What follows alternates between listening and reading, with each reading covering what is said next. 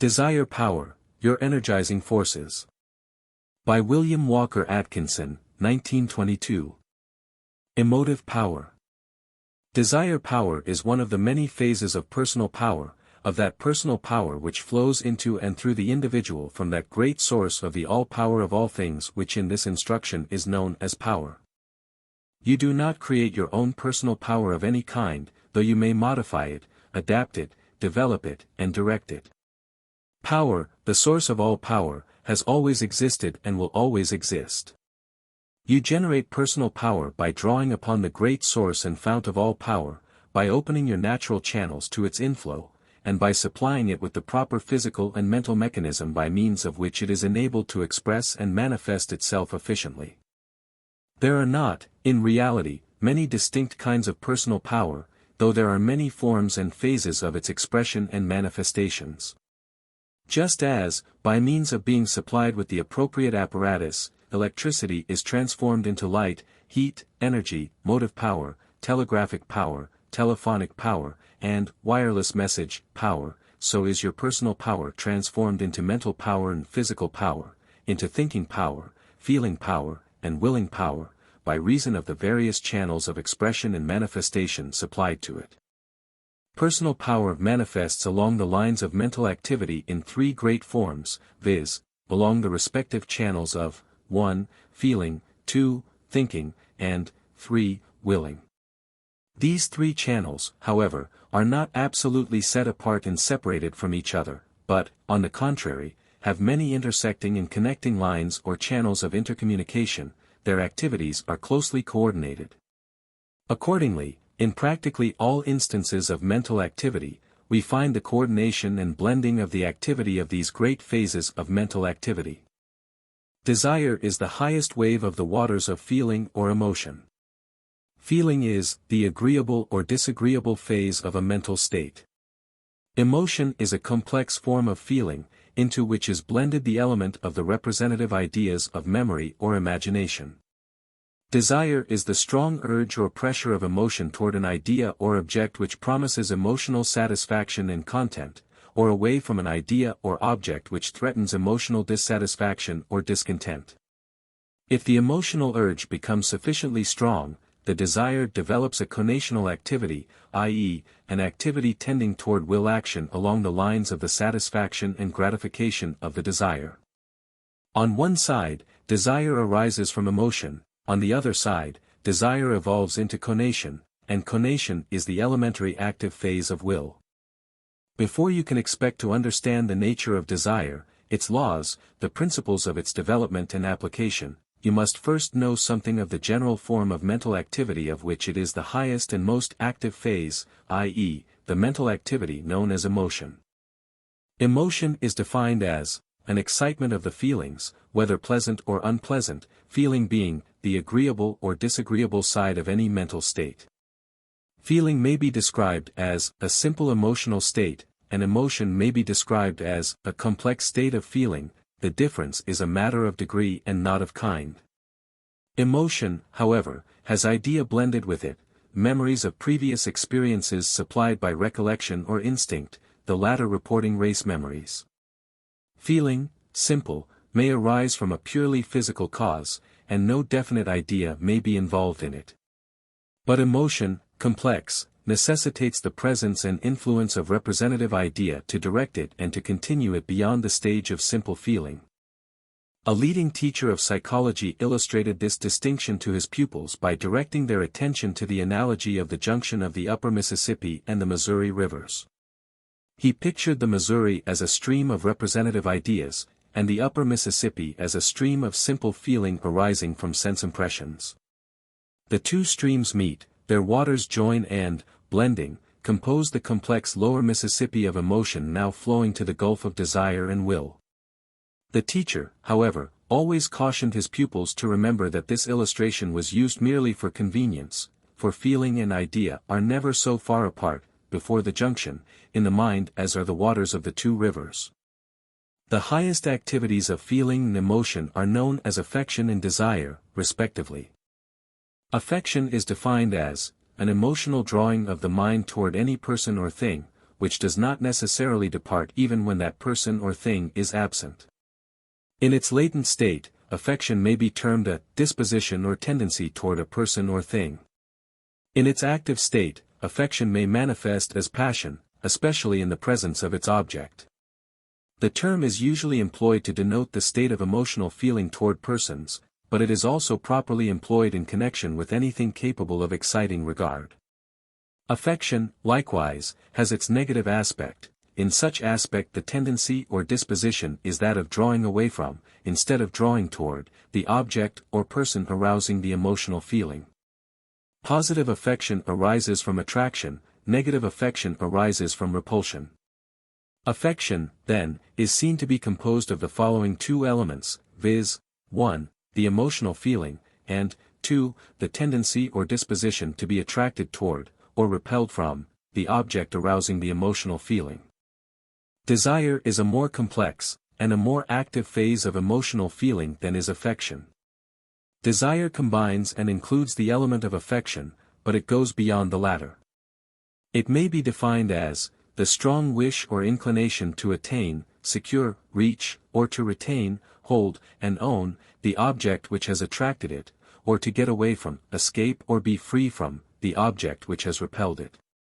Desire always reaches out to the object of positive affection, or withdraws from the object of negative affection. Affection simply is attracted toward or repelled by its objects. Desire takes up the task where affection drops it, and then wishes to lay hold upon the object, to possess it or attain it, or, in its negative aspect, to avoid or escape from that object. Affection, in its positive phase, loves the object. Desire, in its positive phase, not only loves it but also wants it and is not satisfied without its attainment or possession. Note this distinction, for it is important in the application of the fundamental principle involved in desire. The power inherent in emotion is indicated by the term designating it. The term emotion is derived from the Latin term emotio, meaning a moving out. The latter term, in turn, was derived from the Latin prefix e, meaning out, and the verb movio, meaning to move. The essence and spirit of the term, as indicated by its origin, is that of movement, motion, activity. It is significant that the same Latin verb movio, which supplies us with our English term emotion, also supplies us with our English term motion. Both terms mean to move, the e in emotion specially indicating outward motion, to move outward. So that motion and emotion are seen to be closely connected in origin and meaning. Motive power and emotive power are but forms and phases of the same thing, at the last analysis, some philosophers, indeed, claiming that they are one in essential principle. Too many persons have fallen into the habit of undervaluing emotion, and of rather being inclined to apologize for its presence and manifestation in and by themselves. They seek to give it a subordinate place in the trinity of mind, and to exalt above it the coordinated elements of thinking and willing, respectively. This, principally because the term emotional has been attached to and associated with certain unattractive phases of emotional activity, as for instance, the sickly sentimentality, maudlin sentiment, the slushy gushing, and the neurotic hysterical hyperemotionality manifested by certain persons who are regarded as being quite emotional. The abnormal has been mistaken for the normal, the morbid, for the natural and healthy state. Emotion includes not only some of the richest and most noble elements of our mental and spiritual natures, but also much that is of the most practical pragmatic value in our everyday work and activity. Not only does it manifest its presence in those experiences and activities which we usually include in the category of the things of the soul, but it also is found to play a quite important part in the activities of the intellect and of the will. In fact, emotion illustrates the aptness of the term emotion, by imparting motion and activity to both intellect and will. The promise implicit in its name is fulfilled in its actual accomplishment. Emotion includes in its category that which thrills the heart of man, and which causes him to manifest the fine forces of affection, love and friendship. It contains within its realm the desires which urge him forward on the path of life, and which direct his vision to the banner of victory placed far ahead over the portals of the future. Emotion lies much closer to the heart and nearer to the springs of human action than does intellect, great as are the achievements of the latter, and it plays a highly important part in the determination of the character of the individual. While we extol the virtues of intellect, let us not ignore or undervalue those of emotion. Man does not live by intellect alone, emotion must be present to add spirit and soul to the body of personal power. Man has a heart as well as a head. In fact, the heart plays a greater part than does the head in the actions of mankind as a whole. Rob human action of the inspiration of the heart, and you have left but a cold mechanical product. Remove emotion from human life, and you will have taken away the source of its greatest beauties and charm. The man of personal power has intellect, emotion, and will well balanced. This constitutes the balance of poise and power. Intellect is not to be undervalued, will is to be viewed with respect and admiration, but emotion is seen to be the essence of the life and soul of the other two elements, and of the individual as a whole. Well says the old adage, keep thy heart with all diligence, out of it are the issues of life. But, more to the point, at least in the case of the practical men of the world who may read these words, is the fact that in emotion is to be found a practical phase of personal power, a force or energy which enables men to attain, to accomplish, to succeed, to do things worthwhile. It is one of the tragedies of our modern educational system that, while the greatest attention is devoted to training the head, training the heart is practically neglected. It is generally considered quite practical and according to common sense to train and cultivate the intellect, but usually even to hint at the desirability of training and cultivating the emotions lays one open to the charge of being impractical and visionary. It is only when persons are shown the important part played by emotion in all the activities of intellect and will, that they will even seriously listen to suggestions that emotion should be accorded attention in the educational field. Yet, as all psychologists know, the intellect is influenced, swayed, directed and often entirely controlled by emotion. Many of man's greatest intellectual triumphs have resulted from the motive power supplied by emotion. Moreover, the will has its very roots embedded in emotion. The motives which move the will to action are always found to arise from emotion. These are not mere general or careless statements made to strengthen the argument, on the contrary, they express the cold, hard facts of scientific psychology. The fact that such statements may be new to you is but another proof of the public neglect of this important subject. Ribot, in the following statement, ably sets forth the conclusions of those philosophers, psychologists and physiologists who maintain that emotional feeling is the most fundamental aspect of the life of all conscious creatures, and that it underlies the phase of intellect in the scale of evolutionary development, that, in fact, it constitutes the very kernel of life and mind as these are found to be manifested in living forms. He says, concerning the place of the feelings in the total psychic life, I wish to say that that place is first. The feelings appearing first, it is clear that they cannot be derived, and are not a mode or function of intellect, since they exist by themselves and are irreducible. Thus stated, the question is simple and quite evident.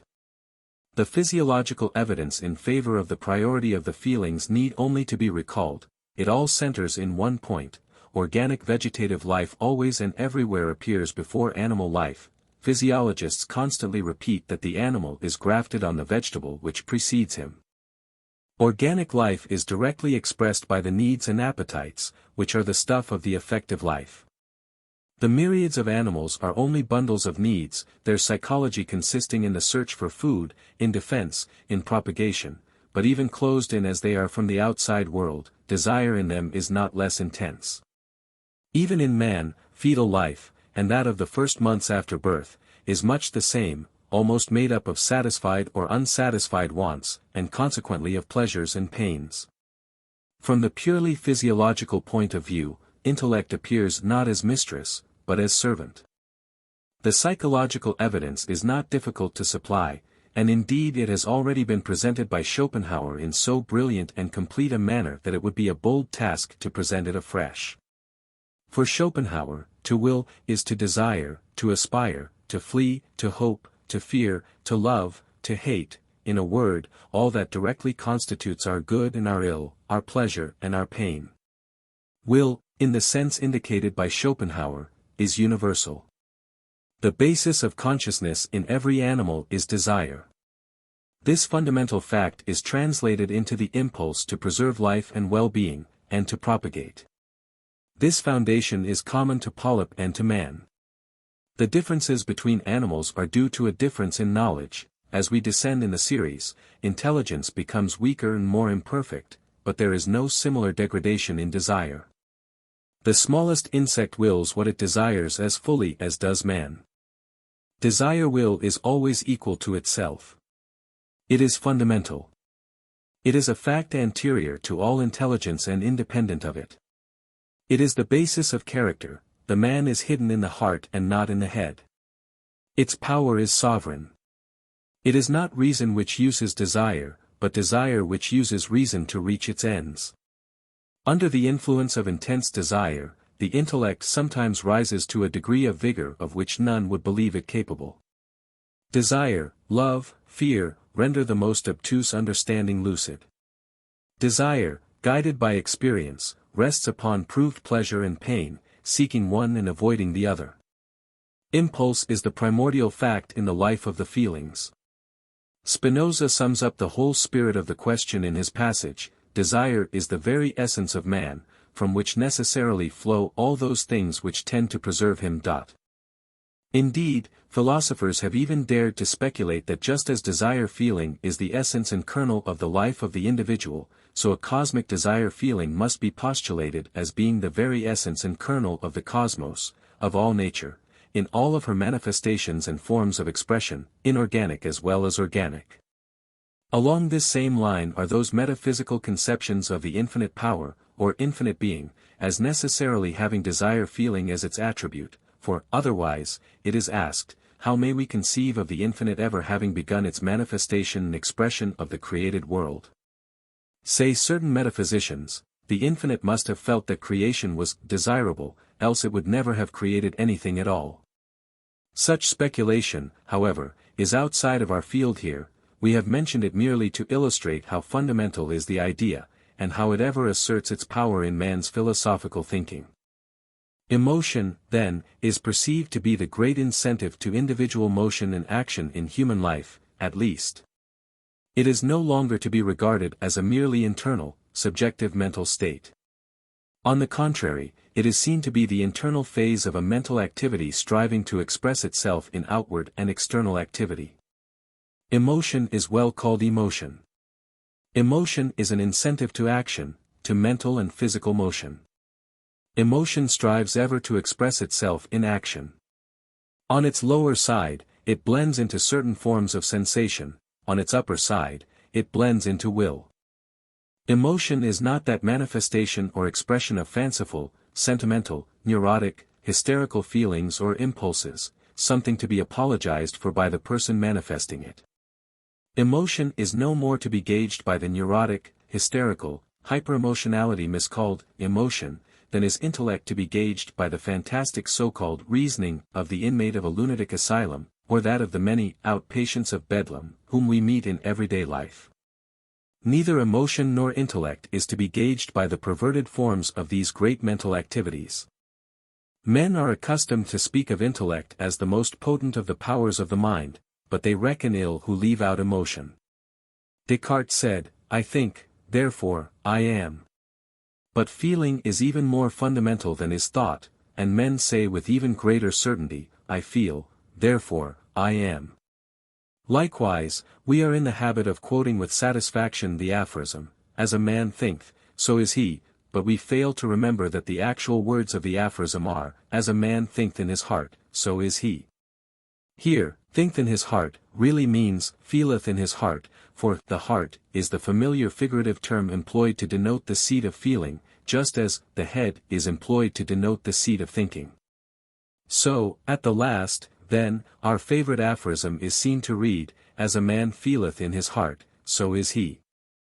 We are here not endeavoring to exalt emotion over thought and will, but are merely seeking to restore to its place in the trinity of mind a most important element of the mental power of man which many persons have become accustomed to overlook and neglect.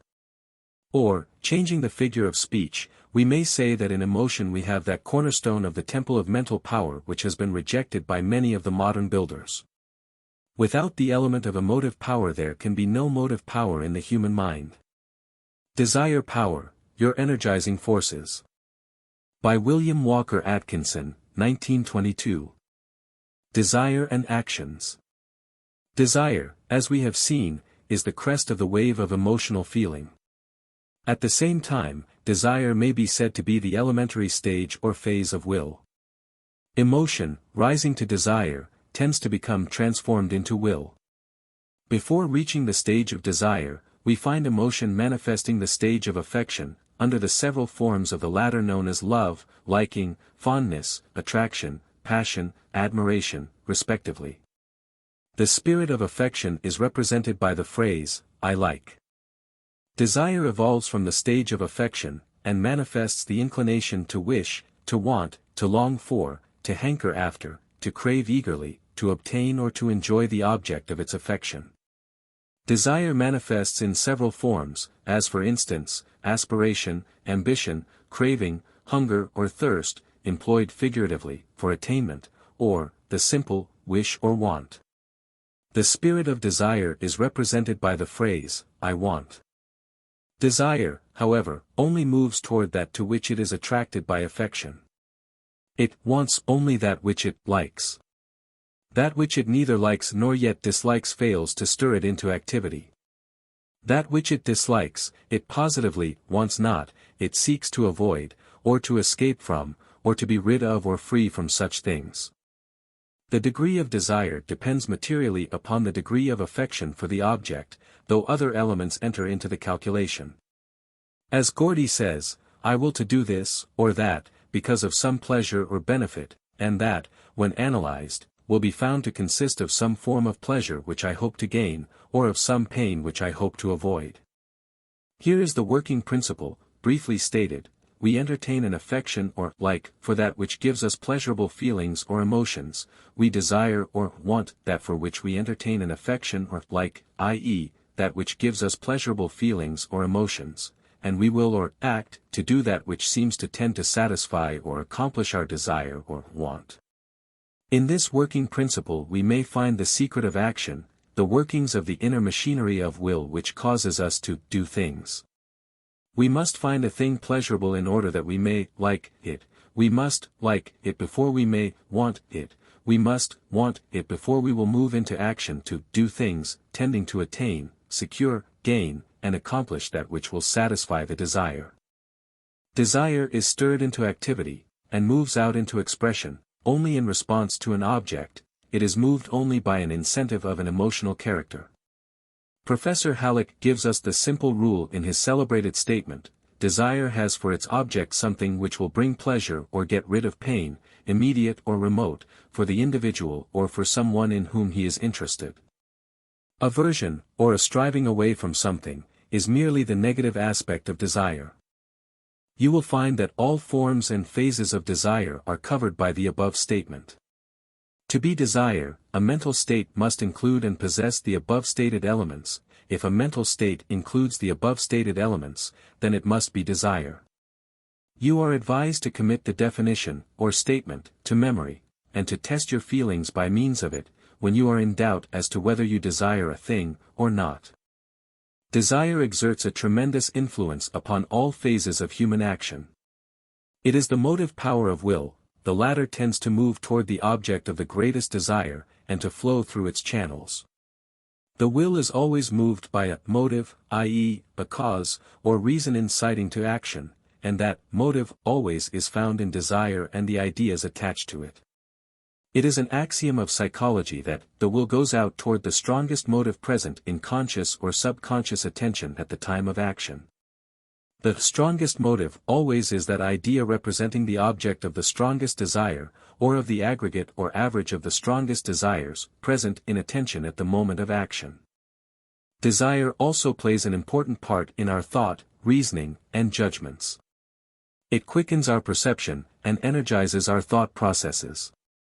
It is proverbial that our judgments are affected by our feelings, emotions, affections and desires. It has been truly said that most persons, when they seek to reason, strive rather to find excuses for their previous decisions, rather than to advance logical reasons for new decisions. The decisions themselves have already been made, in most cases, because of feelings, emotions, affections and desires. Our feelings and desires frequently cause us to perceive only the facts which we wish to discover, and to overlook those which we do not wish to be uncovered. Johnson says, affection and desire put the magnifying end of the telescope to our intellectual eye where our own interests are concerned, and the minimizing end when we are looking at the interests of others for whom we entertain no affection. Halleck says, thought is deflected when it passes through an emotional medium, just as a sunbeam is deflected when it strikes water. Gulick says, our hopes, fears, ambitions, loves and likes are the controlling factors of our lives. The purely mental, logical, or reasoning function is chiefly the servant of our desires and fears. That men are influenced more easily, more readily and more frequently through their emotions, desires and affections, than through their reasoning faculties, is well known. The orator, lawyer, statesman and preacher, the salesman and the advertising man, all know that the road to men's heads runs through men's hearts. The great orators have been men of emotional power, men who put their hearts into their words, and thus arouse the hearts of their hearers. Rochefoucauld said, the passions are the only orators that always succeed. Henry Clay said, Caesar controlled men by exciting their fears, Cicero by swaying their passions. Brooks says, it is the tender sentiment, the quivering lip, the trembling accent, the moistened eye, that are often the most eloquent pleaders. Davenport says, the cool, rational speaker has little chance beside the skillful orator. The crowd thinks in images, and speech must take this form to be accessible to it. The crowd is united and governed by emotion rather than by reason. Emotion is the natural bond, for men differ less in this respect than in intellect. Burke said, there is a moving tone of voice, an impassioned gesture, which affects independently of the things about which they are exerted. So are there words, and certain dispositions of words, which being peculiarly devoted to passionate subjects, and always used by those who are under the influence of any passion, always touch and move us more than those which far more clearly and distinctly express the subject matter. We yield to sympathy what we refuse to description. An old writer once said, few speakers succeed who attempt merely to make people think, they want to be made to feel. People will pay liberally to be made to feel or to laugh, while they will begrudge a sixpence for instruction or talk that will make them think. The reasons are palpable and plain, it is heart against head, soul against logic, and soul is bound to win every time. Cardinal Newman once said, the heart is commonly reached, not through reason, but through the imagination, by means of direct impressions, by descriptions.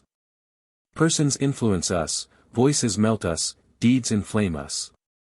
One has but to recall instances of the great influence exerted over the public mind by the emotional appeals to affection or dislike, to prejudices for or against, to desires, ambitions, aspirations, cravings, longings and things eagerly wanted, made by orators, politicians, statesmen, actors, and preachers, in order to realize the potent effect of emotion, affection and desire upon men's thoughts, opinions, beliefs and convictions. A modern writer says, a large part of the business of life consists in moving the emotions and desires of men so as to get them to act. Another says, the successful man is he who is able to persuade the crowd that he has something that they want, or that they want something that he has. The successful salesman, advertising man, or any other man who has things to sell other men, all bring into play the force of desire in those whom they are seeking to interest in their projects. They appeal to the want to side of the mind of men. They play upon men's sympathies, their prejudices, their hopes, their fears, their desires, their aversions. Men do things and act because of the motive power of their emotional nature, particularly in the form of affection and desire. This is the only reason impelling or influencing men to do things. Were this motive power absent, there would be no action or doing of things, there would be no reason or cause for such action or doing, in that event. We act and do solely because we like and want. Were the emotional element absent, there would be no element of volition. Without desire we would make no choices, would exercise no decision, would perform no actions.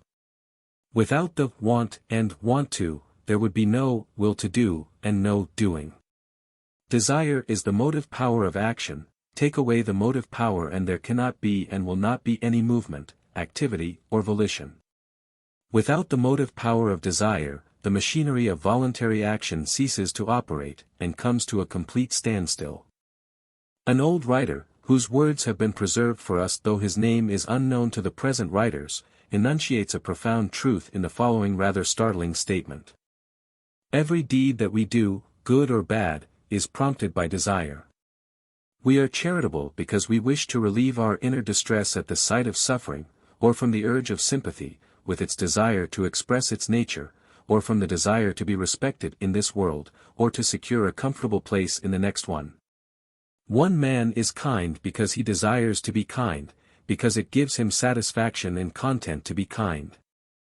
Another man is unkind because he desires to be so, because it gives him satisfaction and content to be so. One man does his duty because he desires to do it, he obtains a higher emotional satisfaction and content from duty well done than he would from neglecting it in accordance with some opposing desires. Another man yields to the desire to shirk his duty, he obtains greater satisfaction and content from refraining from performing his duty, in favor of doing other and contrary things which possess a greater emotional value to himself. The religious man is religious in his actions, because his religious desires are stronger than are his irreligious ones, he finds a greater satisfaction and content in religious actions than in the pursuits of the worldly minded. The moral man is moral because his moral desires are stronger than his immoral ones, he obtains a greater degree of emotional satisfaction and content in being moral than in being immoral. Everything we do is prompted by desire in some shape or form, high or low. Man cannot be desireless, and still act in one way or another, or in any way whatsoever. Desire is the motive power behind all action, it is a natural law of life. Everything from the atom to the monad, from the monad to the insect, from the insect to man, from man to nature, and possibly from nature to God, everything from lowest to highest and from highest to lowest, everything that is found to act and to do things, to manifest action and to perform work, by reason of the power and force of desire. Desire is the animating power, the energizing force, and the motive power in, under, and behind all natural processes, activities and events. In order to appreciate fully the influence and power of the emotional states, culminating in desire, upon the decisions and actions of men, it may be necessary for you to indulge in a little introspective speculation, employing your imagination in the task. You may start out with the assumption that no thing has a greater emotional value to you than any other thing, that you feel no greater desire to attain, possess, or enjoy any one thing more than another, that you do not want or want to in any particular direction any more than in any other. Admitting the existence of such a state of mind and feeling, you may then proceed logically to create an imaginative picture of the state of affairs certain to result from such mental state. In such event, you would find that not only would all things look alike to me, but that you would feel alike concerning all things. All things having an equal emotional value to you, you would really experience no emotional, wanting, craving, or desiring for anything. Hunger and thirst having ceased to exist for you, comfort and discomfort would have passed away from you, love and hate, like and dislike, no longer would have any meaning for you. You would quite as willingly starve or suffer extreme thirst as to satisfy hunger or thirst. You would quite as willingly suffer extreme discomfort and pain, as to enjoy comfort and experience pleasure. You would be quite as willing to experience insult, revilement and cruelty directed toward yourself, or those near to you, as you would be to be shown kindness, consideration, respect and kind treatment. Poverty and wealth would alike be valued or not valued by you, one would be quite as good as the other.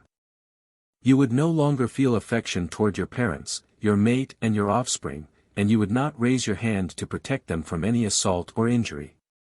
All love and all sympathy would be foreign to you, as would also all hate, dislike, or desire to avoid anything or anybody.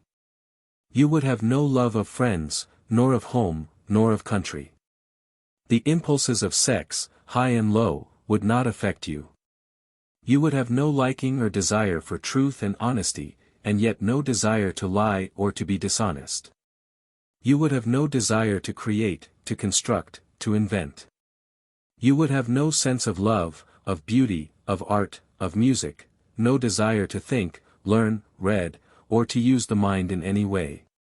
You would have no moral or religious instincts or tendencies, yet you would suffer no temptations to indulge in vice or courses frowned upon by ethics and religion. All feelings, high and low, good and bad, virtuous or vicious, all would be lacking in you. In such an event, you would have no tastes concerning anything, no preferences about anything, no love or hatred for anything, no like or dislike of anything, no desire or aversion for anything, and consequently you would not exert your will to attain or to avoid anything, you would not will at all, you would not act at all in any direction. You would be a living dead man, for all that constitutes the meaning of life would be absent from your being. Apathy and lethargy would be your lot. You would not even live long, for you would feel no desire to act to supply yourself with nourishment, nor to secure protection from the elements or from hostile forces or things. If the world were desireless, there would be no activity in it. Not only would all living things cease to manifest their natural characters and natures, but even the inorganic forms would cease to act, and move, and perform their natural processes. For, know you, desire dwells even on the lower planes of nature, even on the planes of the so-called lifeless things. Everything that has the power of self-movement is found to move to or away from certain other things for which it may be said to have like or dislike. The attraction and repulsion among the atoms and molecules of matter are held by scientists to proceed according to well-defined like and dislike, love and hate, desire, in an elementary form. The chemical affinity between the chemical elements clearly proceeds along the lines of like and dislike. This being so, a desireless world would lack the activities of these inorganic elements, the cessation of the natural forces, and all would be at a standstill. This idea has been objected to by some on the grounds that most of our actions, and those of all other creatures and things, proceed along the lines of habit rather than of actual desire.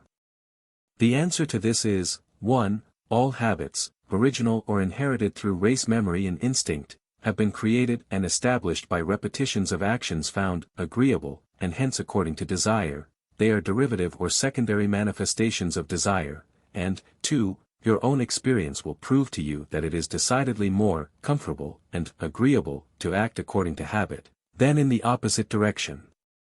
The difficulty experienced by one in overcoming an objectionable habit is sufficient proof that one wants to act in a habitual manner, and finds it agreeable and pleasant so to do. Desire reigns in the field of habit, as in every other mental field.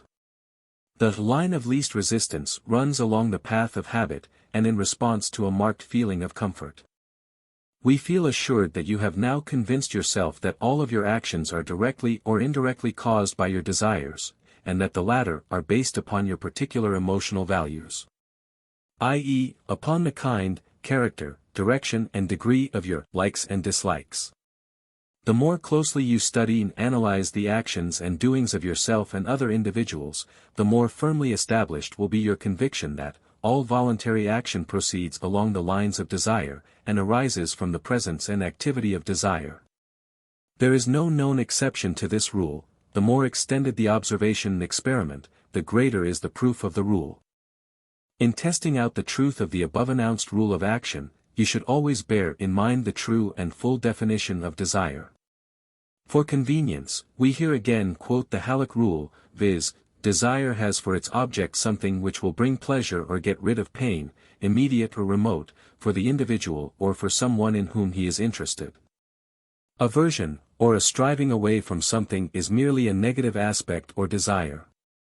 Observation and experiment will prove conclusively to you the truth of the rule that all voluntary actions arise from desire, in the above stated sense of the term, and always proceed along the lines of desire.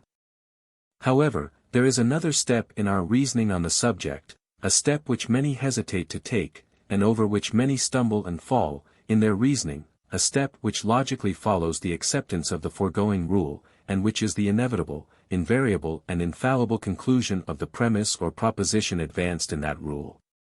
This second, or derivative rule, is as follows: all voluntary action proceeds along the line of the strongest desire motive, or the aggregate or average of such motives, present in conscious or subconscious attention at the moment of decision or action.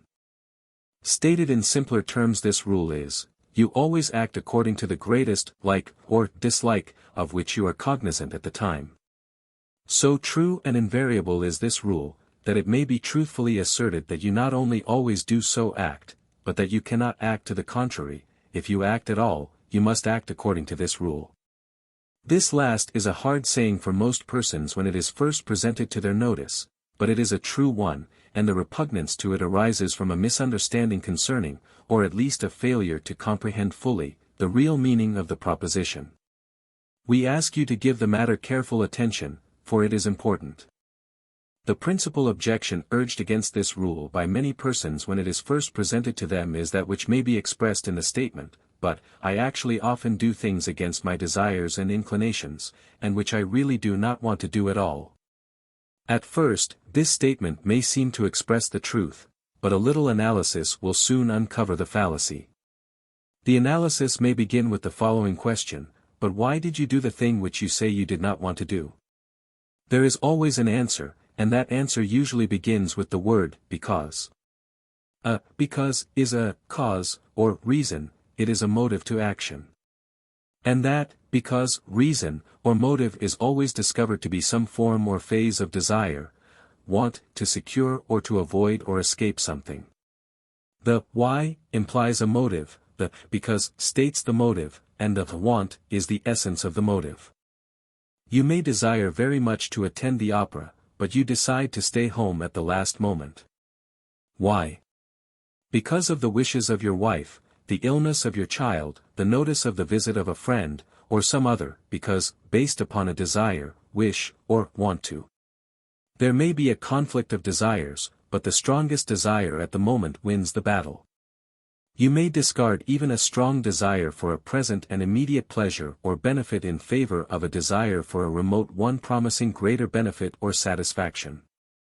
You may inhibit and suppress a strong desire, because of your desire to give pleasure, or to avoid causing pain, to someone for whom you care, or, for fear of condemnation and disapproval on the part of others, or, because of the promptings of conscience, and the feeling that you would afterward repent or feel remorse because of the action, or, because the force of habit, custom, usual mode of action, etc., brings down the balance of desire against the proposed action. In short, you may decide not to do the thing you first desired and wanted to do, so strongly, but only because of the greater desire for something else or to escape something else. These illustrations might be continued almost indefinitely, but the above examples indicate the general principle involved. You will find that the strongest element of desire to have, or to avoid or escape, will win the day. The rule is, you always act according to your greatest like or dislike, of which you are cognizant at the time. When you feel regret, repentance or remorse because of past actions or failure to act, it is simply because time has added new elements or has given you new points of view. Your emotional values have changed, and the problem no longer is the same which confronted you when you made the decision. New facts, new ideas, new conditions may add to the emotional values of one course of action, and subtract from the values of others. But the action you now wish you had taken, like the one which you now wish you had not taken, always is based upon the same rule of the strongest like or dislike present at the moment of the decision. Samuel L. Clemens, Mark Twain, presented his philosophy based upon this principle of voluntary action in a somewhat blunt and startling form. Helvetius, the French philosopher, had announced the same conclusions in the 18th century, but few have heard of Helvetius, while many have heard of Mark Twain. Helvetius, in his main work, advanced the principle that, the grand lever of all human conduct is self-satisfaction. He admitted, however, that self-satisfaction may assume many and widely contrasted forms. For instance, said he, the self-satisfaction of a good man consists in his subordination of private to more general interests, first to the circle of persons in which he moves, then to the general community, and finally to the world at large. Self-satisfaction, he held, may be base or noble, egotistic or altruistic, immoral or moral, irreligious or religious, low or high, selfish or unselfish, in the ordinary usage of these terms, and so on, but it remains self-satisfaction all the time, in all cases, and is never self-dissatisfaction or the refusal to satisfy the self, at the last. Helvetius taught, in short, that man acts in the direction of satisfying and contenting his own strongest feelings, emotions, and desires. This seems to be a harsh doctrine, until it is thoroughly understood and appreciated, but all of our moral and ethical training is based upon its fundamental truth. We endeavor to have the individual feel right, in order to have him act right. If we cannot get him to love the right, we then proceed to get him to fear the consequences of wrongdoing. We work upon his desire nature in either case. This is all that Helvetius meant, i.e., that men act according to inner motives, the strongest motives of self-satisfaction deciding the nature of the action. Clemens uses the term, contenting the spirit, in place of Helvetius' term, self-satisfaction, but both mean the same, at the last. Clemens says, there is only one impulse which moves a person to do things. That sole impulse is the impulse to content his own spirit, the necessity of contenting his own spirit and winning its approval. The act must do him good, first, otherwise he will not do it. He may think he is doing it for the other person's sake, but it is not so, he is contenting his own spirit first, the other person's benefit has to always take second place. There is but one law, one source, of men's acts. Both the noblest impulses and the basest proceed from that one source. This is the law, keep it in your mind, from his cradle to his grave a man never does a single thing which has any first and foremost object but one, to secure peace of mind, spiritual comfort, for himself. He will always do the thing which will bring him the most mental comfort, for that is the sole law of his life. Always spirit-contenting reasons. There are no others. There is another general rule concerning desire which it is important that you should note and remember. The rule is as follows: the degree of force, energy, will, determination, persistence and continuous application manifested by an individual in his aspirations, ambitions, aims, performances, actions and work is determined primarily by the degree of want to concerning that object. So true is this principle that some who have studied its effects have announced the aphorism, you can have or be anything that you want, if you only want it hard enough. To want a thing hard enough is equivalent to paying the price for it, the price of the sacrifice of lesser desires and wants, the casting off of the non-essentials, and the concentration of desire upon the one essential idea or thing, and the application of the will to its attainment or accomplishment. Much that we have been in the habit of ascribing to the possession and the manifestation of a strong will has really been due to the element of will which is called conation, i.e., desire tending toward expression in will action. The man filled with an ardent, fierce, burning, craving and urge for and toward a certain object, will call to his aid the latent powers of his will, and of his intellect. These under the motive power and stimulus of desire will manifest unusual activity and energy toward the accomplishment of the desired end. Desire has well been called the flame which produces the heat which generates the steam of will. Very few persons, comparatively, know how to desire with sufficient intensity and insistence. They content themselves with mere wishing and mild wanting. They fail to experience that insistent desire, which is one of the important elements of the master formula of attainment. They do not know what it is to feel and manifest that intense, eager, longing, craving, insistent, demanding, ravenous desire which, to use a favorite and oft-repeated expression of ours, is akin to the persistent, insistent, ardent, overwhelming desire of the drowning man for a breath of air, of the shipwrecked or desert-lost man for a drink of water, of the famished man for bread and meat, of the fierce, wild creature for its mate, of the mother for the welfare of her children. Yet, if the truth were known, the desire for success of the men who have accomplished great things has often been as great as these.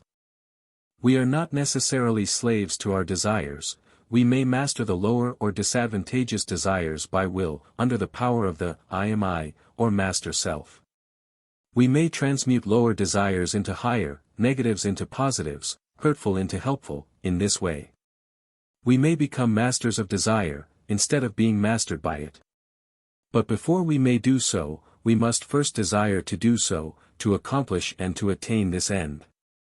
We may even rise to the heights of will, the place where the I am I may say, truthfully, I will to will, and I will to desire, but even there we must first desire to so, will, and will to desire. Even at these sublime heights of egohood, we find desire to be the fundamental and elemental motive power, this because it abides at the very heart of things, the heart of ourself, the heart of life. Even there, we essay and accomplish the highest deeds and acts of will solely and simply because they serve to content our spirit, to give us the highest degree of self-satisfaction, to gratify, satisfy and give expression and manifestation to our greatest, most insistent, most persistent and strongest want to. Desire Power, Your Energizing Forces. By William Walker Atkinson, 1922.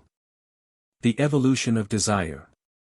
Desire is the one mental element, attribute or quality which is discovered to be present universally in all living things. Differ as do the various forms and varieties of living things in respect to the qualities, attributes or faculties of observation, perception and thinking, nevertheless in each and every living creature is to be found present and active the fundamental element, quality or attribute of desire. Though the thinking powers decrease as the scale of life is descended, the element of desire is found to lose nothing in power in the tower forms of life, though the degree of complexity of manifestation of course is lessened.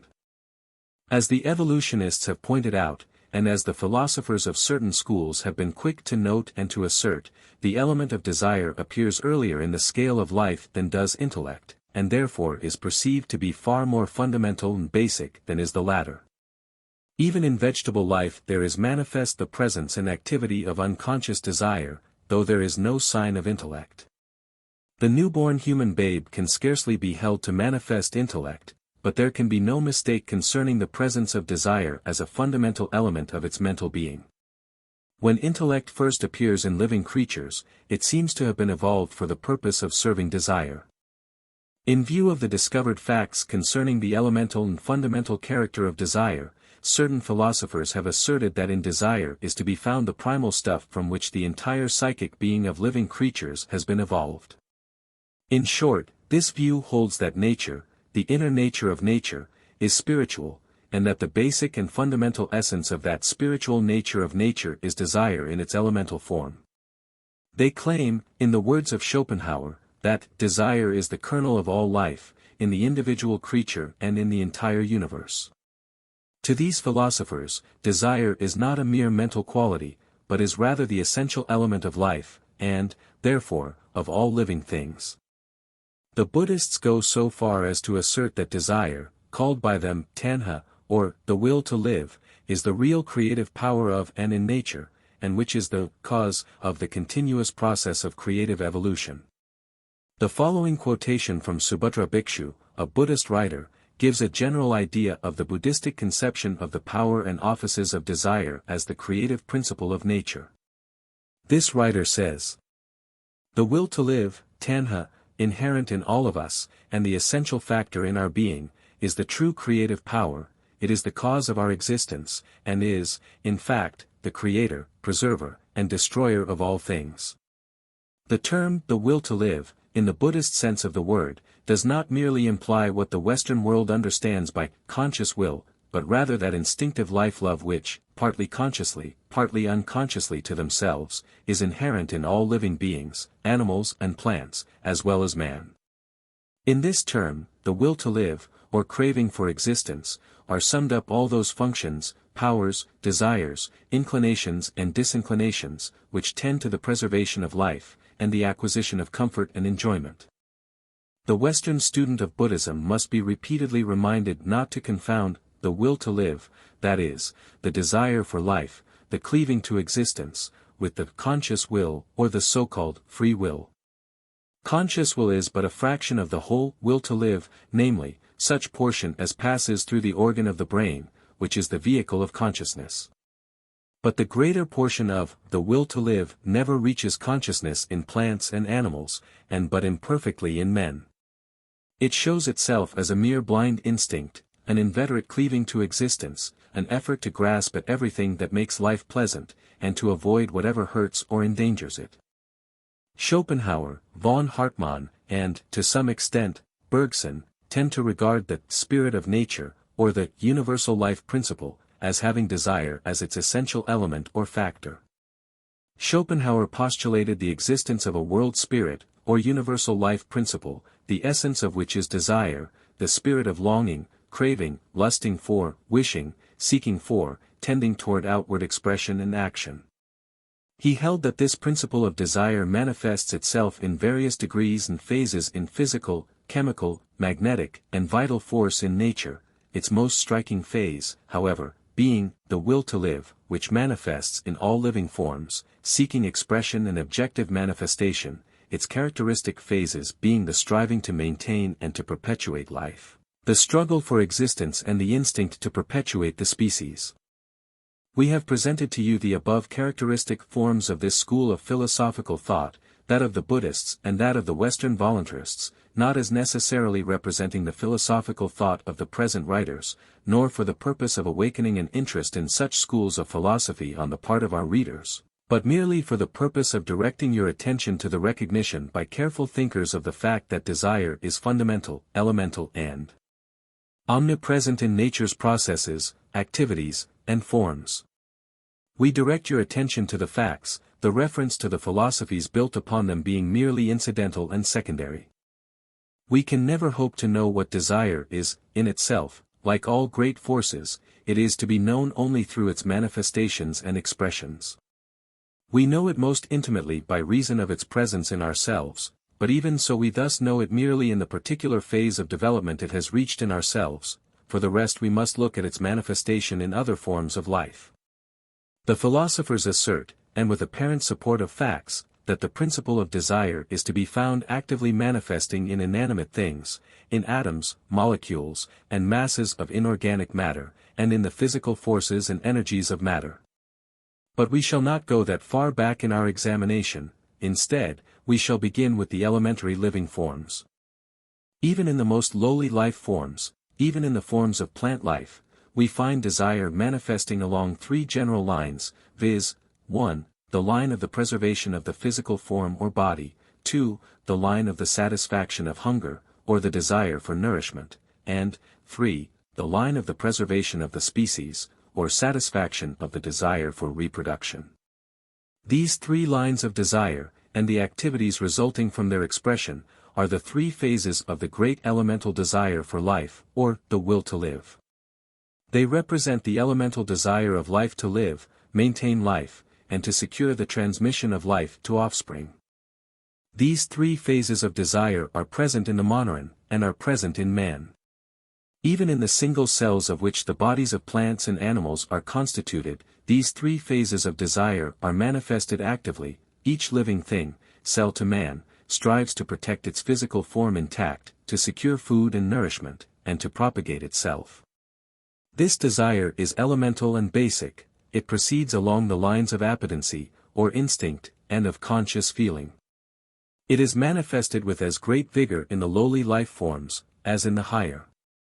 Nature, in its spirit of desire, works ever to preserve and maintain the life of the individual form through which it manifests, to cause it to secure the proper nourishment to sustain life, and to cause it to propagate its kind, and to reproduce itself through offspring. Here then we have a basic foundation of desire, upon which the entire structure is built.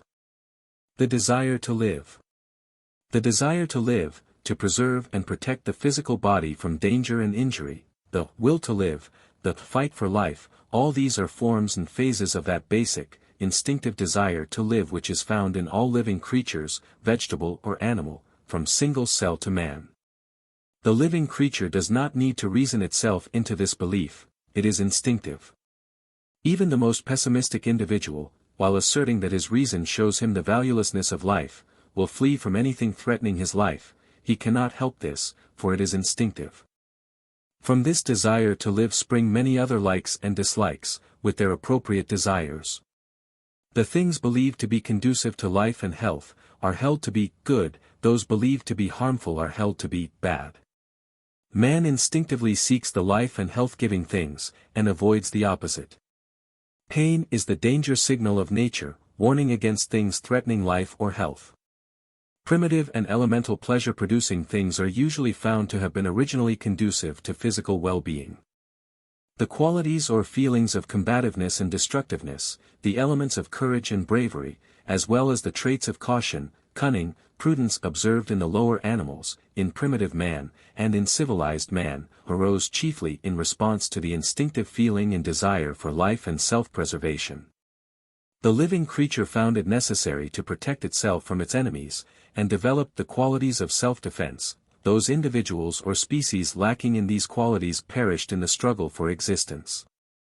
These tendencies became set in the early history of the human race. In fact, they were probably well established in the inherited nature of primitive man, having reached him through evolution. That these qualities, and their desires, have persisted in civilized man in their original force, though usually hidden beneath the surface, is evidenced by man's reversion to his primitive emotional states and desires during times of war, and by his taste for witnessing and engaging in physical sports in which the elements of strife, combat, struggle, and competition are involved. Here is a good place in which to call your attention to an interesting and important fact of psychology. The principle may be stated as follows: a habit originally formed in the race by reason of necessity, and becoming set by repetition during many generations, gradually acquires the quality of pleasure-producing, and as a pleasure-producing activity such habit persists, firmly fixed, in the race long after the original necessity has disappeared. This explains the fact that hunting, fishing, trapping, tests of physical skill and strength, games requiring physical strength and agility, etc., are found to be pleasure-producing by men who are no longer compelled to exercise these powers and arts for self-protection, self-preservation, and physical well-being. Many of man's instinctive fears and dislikes have originally arisen from the early experiences of the race in which the element of self-preservation was called into play. These aversions caused actions and courses of conduct which preserved primitive man from injury or death in the fierce struggle for existence on the physical plane which raged in his day. That they persist even to this day, when the necessity for them has largely disappeared, is not to be wondered at in view of the fact that countless generations of men manifesting them have given to them a set habit form in human instinct and character. Professor Schneider says, "It is a fact that men, especially in childhood, fear to go into a dark cavern, or a gloomy wood. It is quite sure that this fear at a certain perception sometimes is directly inherited. Children who have been carefully guarded from all ghost stories are, nevertheless, terrified and cry if led into dark places, especially if sounds are made there. Even an adult can easily observe that an uncomfortable timidity steals over him in a lonely wood at night, although he may have a fixed conviction that not the slightest danger is near. This feeling of fear occurs in many men even in their own homes after dark, although it is much stronger in a dark cavern or forest. The fact of such instinctive fear is easily explicable when our ancestors through innumerable generations were accustomed to meet with dangerous beasts in caverns, especially bears, and were for the most part attacked by such beasts during the night and in the woods, and that thus an inseparable association between the perceptions of darkness, caverns, woods, and fear took place, and was inherited. The desire for nourishment. The desire for nourishment in the shape of food, drink, etc., is also an elemental, primitive, instinctive feeling in want. The continuance and the well-being of every physical body depends upon nourishment, and the will to live implants in each creature the strong, insistent urge toward obtaining such. So elemental is this phase and form of desire that the terms hunger and thirst represent the strongest ideas and feelings of want, craving, and desire of which the human mind is capable. The terms tanha and trishna, which the Buddhists employ to indicate the nature of the will to live, mean hunger and thirst, respectively. One of the definitions of hunger is a strong or eager desire or longing. Many of the secondary desires of animals and men are derived from the elementary desire for food and nourishment. For instance, they long for the places in which food abounds, they desire the means of obtaining that food, man desires the qualities and powers which will enable him to secure food. The desire for food is the prime economic necessity, and the actions of individuals and of nations proceed along the lines of this need and desire. In times of famine, this elemental urge pushes aside the later tendencies of civilization, and causes men to revert to the condition of their primitive ancestors with whom hunger was a common experience. A starving man often becomes like a savage or a wild beast, in many respects. In the state of civilization, men are not so keenly aware of this strong elemental desire, because they scarcely ever become really hungry, but let them be deprived of food for a short time, and the old savage demand manifests itself in its original vigor. Desire Power, Your Energizing Forces. By William Walker Atkinson, 1922. The Evolution of Desire, Continued. The will to live, or the life forces of nature, are concerned not merely with the preservation and continuance of the life of the individual, but also quite as truly and forcibly with that of the propagation and transmission of life to the offspring, with the life of the species as well as that of the individual. Desire for reproduction. The elemental desire for reproduction of the species, for the transmission of life through offspring, is one of the most fundamental and basic, and also one of the most powerful desires of all living things. Its essential spirit manifests along subconscious lines, and the living creature acts instinctively to manifest and express the urge of the desire, usually without any conscious recognition of the end in view of nature, or the will to live, but those ends are definite and certain, nevertheless. So strong is this desire, in its various forms and phases, that the individual creature will often sacrifice its own life in the pursuit of the objects of the desire.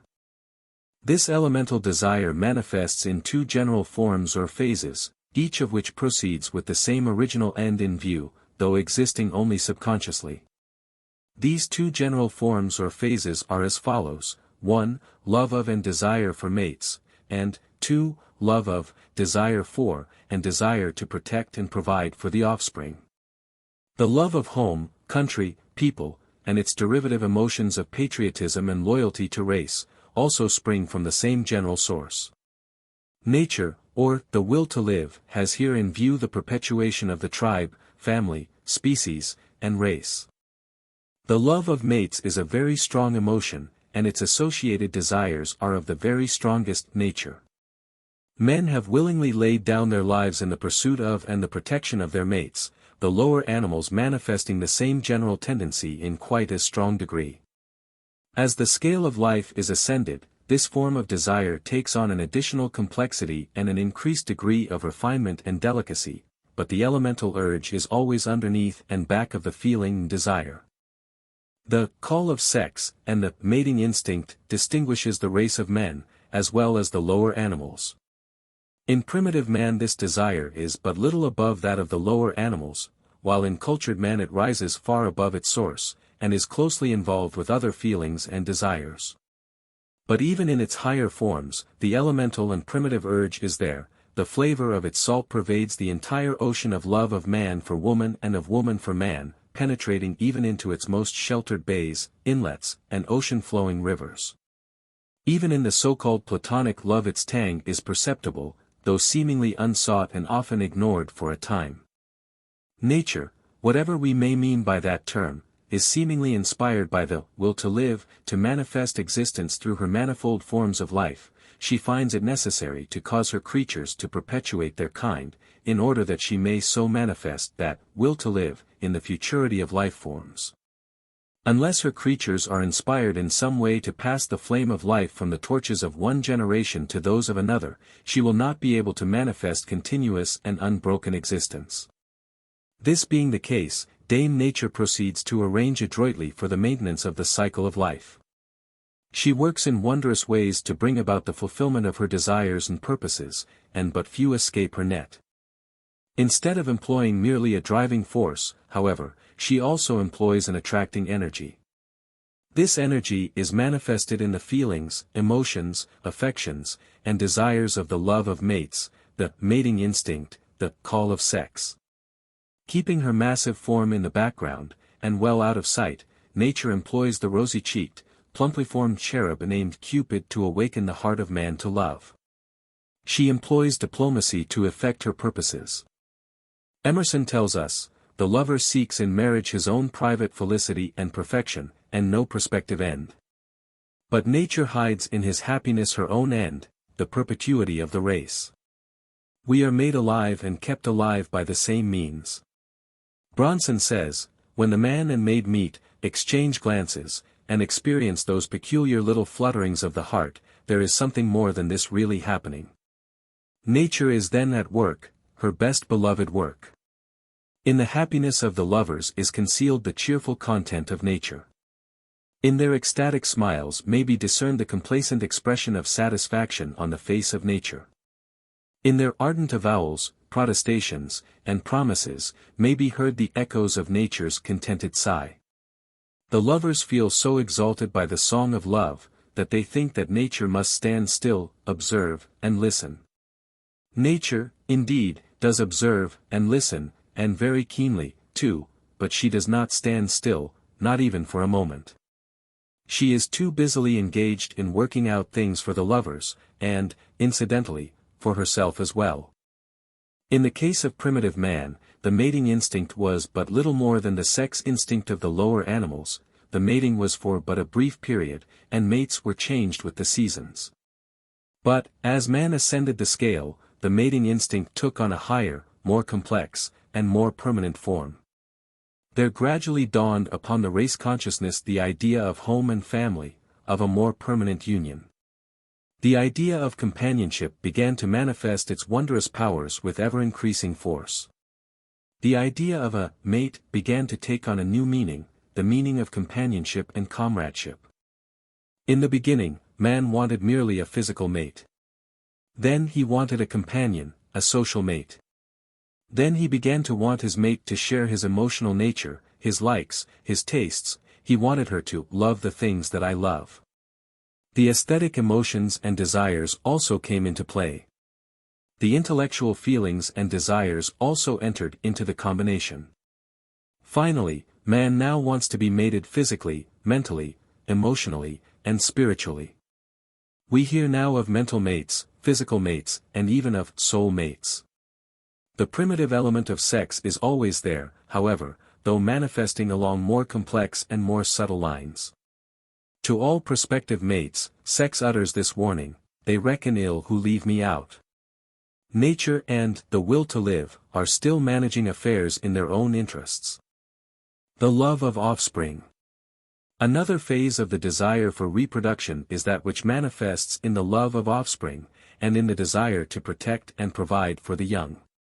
The love of offspring, and the desire to protect and provide for the young, is one of the strongest and most persistent forms of feeling and desire. It is found highly manifested in the higher species of the lower animals, and it is one of the chief motives of human conduct and activity. The parent animal or human being frequently does not hesitate to risk or even to sacrifice life in defense of the offspring. It is common for the parent to suffer hunger and privation in order that the wants of the offspring be satisfied. Here, again, nature or the will to live is strongly in evidence in its careful and persistent endeavor to secure the welfare of the young creature. The will to protect and provide for the young, manifest in nature, is evidenced not only in the implanting in the race of the feeling and desire to maintain more or less permanent mating union on the part of the parents. Nature has in view not merely the birth of the young creature, but also its protection after birth until such time as it is able to take care of itself. For the first end, it superimposes the mating instinct upon the emotional nature of the living things. For the second, it superimposes the love of offspring, and the family feeling, upon the nature of the animal or man. In this last, we have the key to many important desires and activities of man and of the lower animals. Science has established the truth of the general proposition that, the degree of the manifestation of the mating instinct in the direction of a more or less permanent association between the male and female animal, and in the establishment and maintenance of the family group, is directly determined by the degree in which the male parent is needed to provide for, and to aid the mother and the offspring. This statement refers to the species, not to the particular individual. In many cases, the association of the mates extends over merely the period of the immediate needs of the offspring and the nursing mother. The young of the reptiles and fishes require no paternal or parental care, and as a consequence there is no real union or mated association between the parents. Even where there is a semblance of permanency in the union, it will be found that the female requires some degree of temporary protection for a short period preceding the birth of the young. All such association among the reptiles and fishes is seen to depend entirely upon the welfare of the future offspring. Birds mate and form a union which lasts only during the nesting season, as a rule. The male is needed to protect the nest, to feed the brooding hen bird, and to feed the young. The cuckoo, and similar nest-stealing birds which lay their eggs in the nests of other birds, and are thereby relieved of any care of hatching the eggs or feeding the young, display no real attachment for their mates beyond the period of the temporary sexual impulse, and they form no mating unions of even the most brief duration. Such birds, always relieved of the responsibilities of parenthood, are the varietists of the bird family, associating promiscuously and indiscriminately, and not remaining in each other's society for any definite period.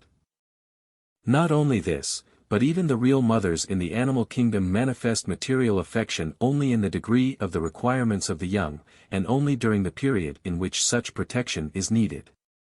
For instance, the reptile mothers and the fish mothers have no responsibility for their offspring, the young creatures being able to take care of themselves from birth. Consequently the mother fish or mother reptile in such cases shows no sign of maternal affection. This is also true of the insects. Yet, strange to say, such creatures usually are found to possess an instinctive affection for their eggs, and will even risk or sacrifice their lives in order to protect their eggs, or else in order to deposit the eggs in conditions favorable for their protection and development. This done, the emotional feeling, affection, and desire pass away, having served nature's purpose adequately. The instinctive care and trouble manifested by the female insect in providing a promising and appropriate place for depositing her eggs is one of the great wonders of natural history. The housewife experiences proof of this instinct when she discovers valuable clothing destroyed by the moth, because the mother moth has sought a nice dark closet containing soft woolen fabrics in which to deposit her eggs. The wasp which stings into insensibility the spider, in order to deposit her eggs in the living body of the latter so that her future offspring may be provided with fresh food, is another illustration of this law of nature. The ordinary dung beetle evidences a similar care and solicitude for the welfare of her eggs. Yet none of these creatures manifests even the slightest degree of affection for their young when they are hatched. Their young do not need such affection and care, and, consequently, the mother creatures are not endowed with the feelings and desires leading to these. Professor William James says, "Why does the hen submit herself to the tedium of incubating such a fearfully uninteresting set of objects as a nestful of eggs, unless she have some sort of a prophetic instinct of the result? Why does a particular maiden turn our wits upside down? The common man can only say, of course we love the maiden, that beautiful soul clad in that perfect form, so palpably and flagrantly made from all eternity to be loved. And so, probably, does each animal feel about the particular actions it tends to perform in response to certain stimuli. To the broody hen, the notion seems monstrous that there should be a creature in the world to whom a nestful of eggs was not the utterly fascinating, precious and never to be too much sat upon object which it is to her. What a delicious thrill may not shake a fly, when at last she discovers the one particular leaf, or other object or material, that out of all the world can stimulate her egg-laying. Need she care or know anything about the future maggot and its food? You have noticed how, when the offspring no longer require attention, care, and food, the mother animal thrusts them away from her and compels them thenceforth to conduct their business of life on their own. When that period has passed, all her maternal affection seems to die out, and thenceforth the young animals are no more to the mother than are any of the many other animals of her acquaintance. The need of the offspring has passed, the emotion has played its part, and the desire passes away. Even in human life we often see the strongest affection grow up in the heart of a woman for some motherless child not connected with her by ties of blood, this particularly if the care of the young child has temporarily devolved upon her. Even the coldest-hearted woman usually will learn to love a babe for whom she is compelled constantly to care and provide, and even the hardest-hearted man will feel an affection for a child for whom he is compelled to care in person. There is something inside of them which makes them act and feel that way. Farmers know that if a motherless lamb is once permitted by a mother sheep to nurse at her teats, then that lamb will thereafter be carefully protected by that mother sheep, even though she did not welcome it before the nursing, and, indeed, had to be coaxed into allowing it to nurse in the first instance. The need of the young creature awakens the instinctive affection and desire of the older animal. It is held that the instinctive feeling and desire of the human creature for a permanent mating union, the creation and maintenance of the family, arose from the long-continued needs of the human mother and child for the protection of the father. By the time that one child was comparatively able to take care of itself, another infant was there to be protected and provided for.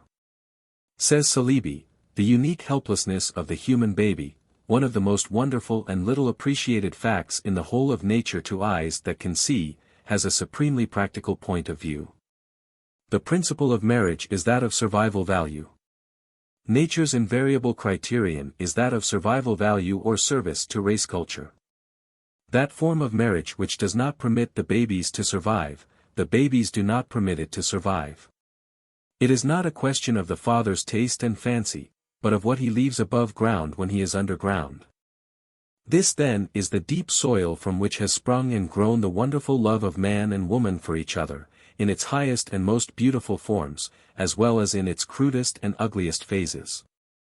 From this soil also has sprung the beautiful love of parents for their children, of children for parents. It is the cause of the cling to feeling and desire so marked in the woman and the child, of the desire to be clung to by the woman and the child which lies deeply embedded in the soul of the man. The soil is nature's needs for the welfare and perpetuation of the race. The blossoms and flowers are due to man's and woman's cultivation of the soil, and tender care for the growing plant. Desire Power, Your Energizing Forces. By William Walker Atkinson, 1922. The Evolution of Desire, concluded. The desire for property. The desire for property is another elemental feeling and motive to action. Property means, 1. The exclusive right to possession, enjoyment, and disposal of anything, vested in the individual, and, 2. That which is possessed, enjoyed, and subject to disposal of the individual. The love of and desire for possessions is embedded in the deep soil of human nature.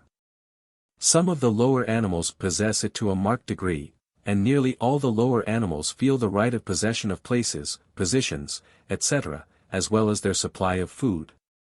In the case of primitive man, this feeling and desire arose from the necessity of providing for his welfare and that of his family.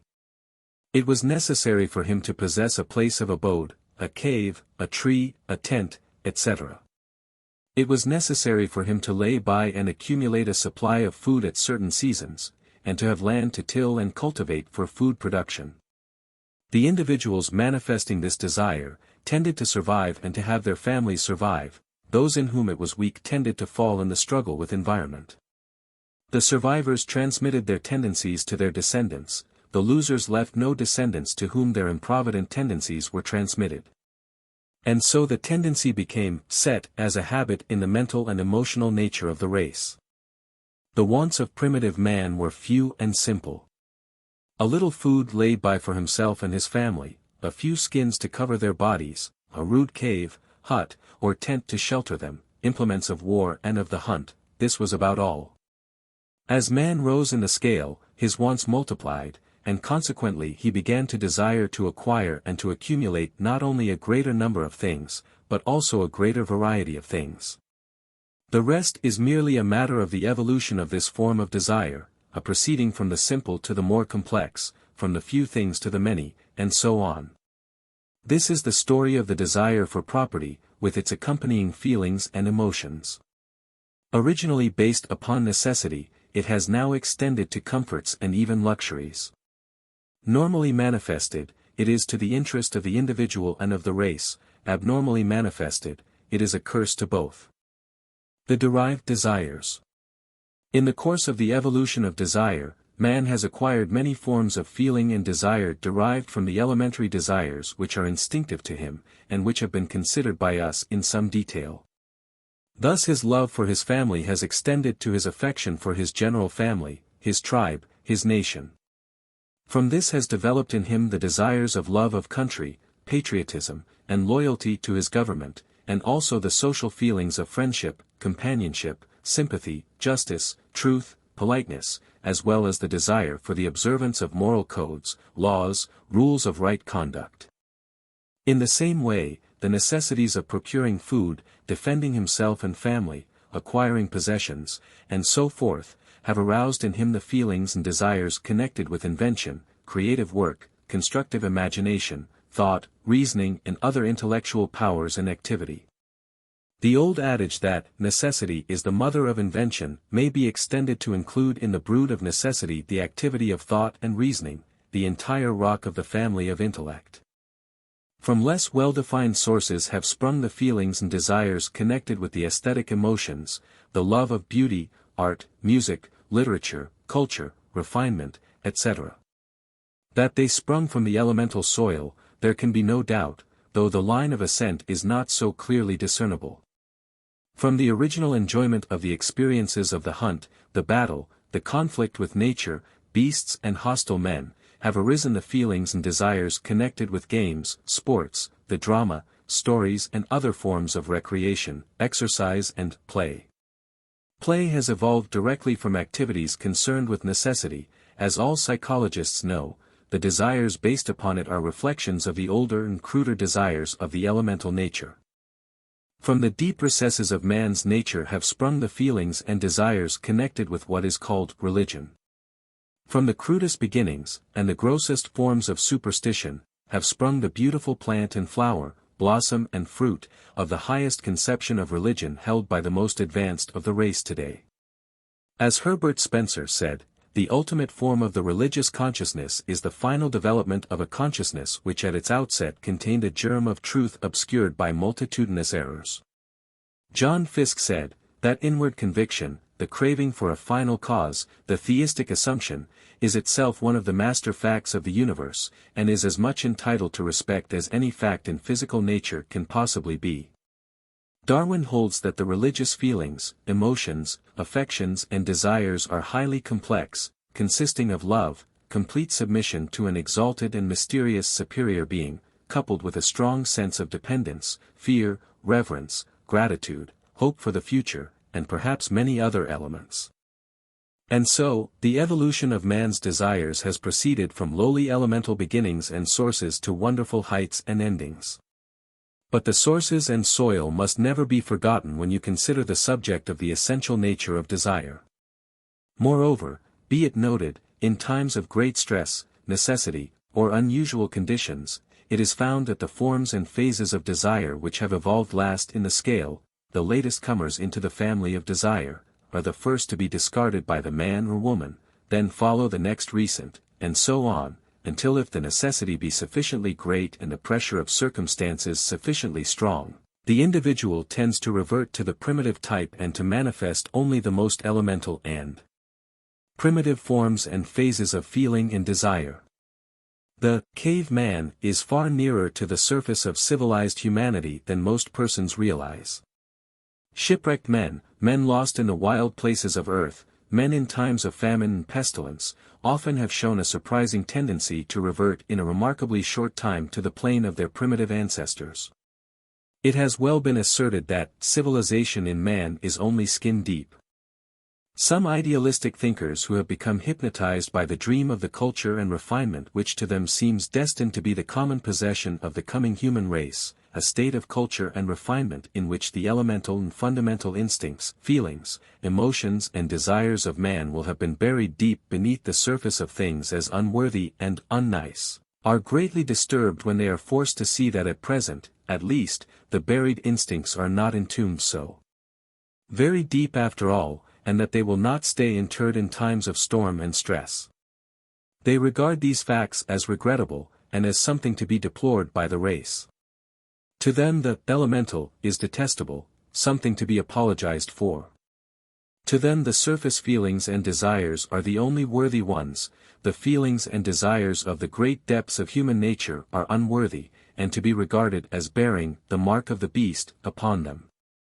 These idealistic thinkers overlook the fact that the fires of desire create the steam of will, and that the accomplishments of the race depend materially upon the fact that these inner fires be kept burning fiercely, with a dear draught, and free from clinkers and ashes. Civilization and refinement have brought much to man, without doubt, but many men reaching for their ideals of culture and refinement have lost much of their original, elemental power of desire. They have allowed their fires of desire to become deadened by the ashes of artificial civilization, and clogged with the clinkers of non-essential feelings and desires. They fail to see that the fires of desire require proper supervision and control, their draughts must be kept at least partially open, and their grates kept free from dead ashes and clinkers. The men and women who have accomplished great success in any line of human effort have cleared away the ashes and clinkers of their fires of desire, they have kept the furnace clear and clean, and have opened wide the draughts when necessary. If you will carefully consider the strong, successful men and women in any walk of life, you will find that each and every one of them is filled, or has been filled during his or her period of intense activity, with this strong, insistent, elemental desire force of nature, this active principle of desire which manifests in a degree of want and want to which will not be denied. Differ as they may in their secondary qualities, these strong individuals nevertheless possess in common this essential primal quality, and they manifest it when required. It is one of the characteristic qualities of their class. It is this basic quality which has done much for them in their respective successful careers. If you would succeed, you must get acquainted with that fierce, burning, insistent, elemental, want, and want to, within your own nature, which perhaps has been hidden from sight under the accumulated ashes of the centuries of culture and refinement of the race, with its years of artificial methods of living which have followed in the train of civilization. Your primitive and elemental want and want to must be as strong as the vital demand of the drowning man for air, of the demand of the desert lost or shipwrecked man for water, as the demand of the famishing man for food or the demand of the wild creatures of the forests and jungles for their mates, as the demand of the mother for the welfare of her children. All of these forms of deep and burning desire are expressions of the elemental forces and energies of nature, of the will to live, the motive power of which nature employs in the performance of her work, and by means of which she accomplishes her purpose. You do not need to employ this elemental energy in the same manner or in the same direction as that followed by the primitive man or the wild creature, however, you may transmute it into a higher order of expression, and a higher plane of manifestation. You may transform desire into ambition or aspiration, but in doing so you must not fail to preserve every ounce of the essential and elemental energy and strength of this fundamental principle of nature, the principle of desire. The principle of desire in nature, in its constant pressure toward manifestation and urge toward expression, while apparently concerned more with the preservation and welfare of the species, and of the race, than with the welfare of particular individuals, while often apparently indifferent to the welfare of the individual creature, and concerned apparently only with the preservation of the species, nevertheless acts always upon the principle that the species and the race can be served only by means of service rendered to the individual. Therefore, while it manifests a tremendous amount of energy in the maintenance of the reproductive desires and activities, at the same time it serves highly important offices in the support and development of the individual creature. Biologists hold that the principle of desire, working along subconscious lines, is the moving cause of the physical and mental evolution of the life forms.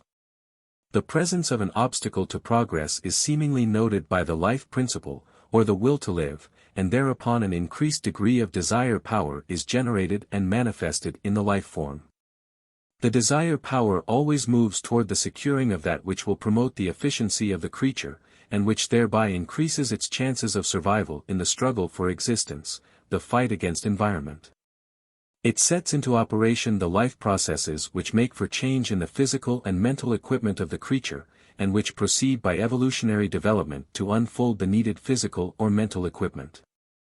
A writer on the subject of the Hindu philosophies, in considering the teachings of those philosophies concerning the presence and power of desire in nature, says, in the Hindu classic, the Mahabharata, it is related that Brahma created the most beautiful female ever known, and called her Tilotma. He presented her to all the gods in turn, in order to witness their wonder and admiration. Shiva's desire to behold her was so great that it developed in him 4 faces, in succession, as she made the tour of the assembly, and Indra's longing was so intense that his body became all eyes.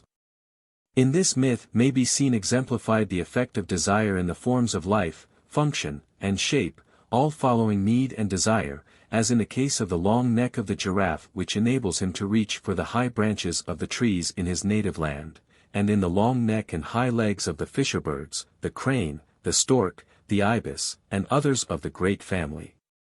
The will to live finds within itself a desire to create suns, and they are evolved. It desires planets to revolve around the suns, and they are thrown off the suns in obedience to the law. It desires plant life, and the plant forms appear, working from lower to higher form.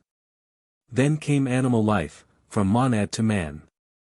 Some of the animal forms yielded to the desire to fly, and lo! Wings were gradually evolved, and the world was filled with birds. Some of the animals felt a desire to burrow in the ground, and lo! Came the moles, the gophers, and other burrowers, each fitted with physical and mental equipment for their particular modes of life. Nature wanted a thinking creature, and lo! Man-like forms began to evolve, and finally man with his wonderful brain came and manifested his powers. Lamarck's theory of evolution follows the line of the Hindu thought above noted far nearer than does that of Darwin. Darwin taught that evolution was due primarily to, or was accomplished chiefly through, natural selection and the survival of the fittest. Lamarck, while admitting the importance of these elements, nevertheless insisted that in that impulse of nature which is akin to desire arising from need, is to be found the primal urge toward evolution and progress in the living forms. Lamarck held that need and desire are back of, and precede, function and form in living things, the latter being the consequences of the desire. The Oriental teaching concerning the power of desire in evolutionary development, which is being closely followed in some of the most advanced forms of our Western philosophy, does not hold that this creative desire is manifested chiefly along the lines of consciousness as we know it. On the contrary, it manifests far more commonly below the plane of ordinary consciousness, on the planes of subconsciousness, instinct, appetency, etc. The want is there, though the creature does not experience it in its surface consciousness. It exists in plant life, as well as animal, manifesting in each according to its needs. In response to this, below consciousness, desire, the plants have evolved means of protection for themselves and their seeds, bark and the hard covering of the nuts, the spines of the cactus, the thistles, etc., have been evolved in accordance to this creative desire. The sweetness of the berries, designed to attract the birds which eat them and thus distribute the seeds, have resulted from the same cause, this rule holding good in the case of the color of the flowers, and the honey contained within them, both of which has been evolved in order to attract the insects which serve to carry pollen and thus fertilize the flowers. The burrs, containing seed, which fasten to the wool of the sheep and other animals, and are thus carried to a distance and are distributed, these too have been evolved in response to need and desire. In the same way the tusks, teeth, fangs, and claws of animals, the stings of insects, and all the wonderful offensive and defensive equipment of living things, have been evolved in response to need and desire.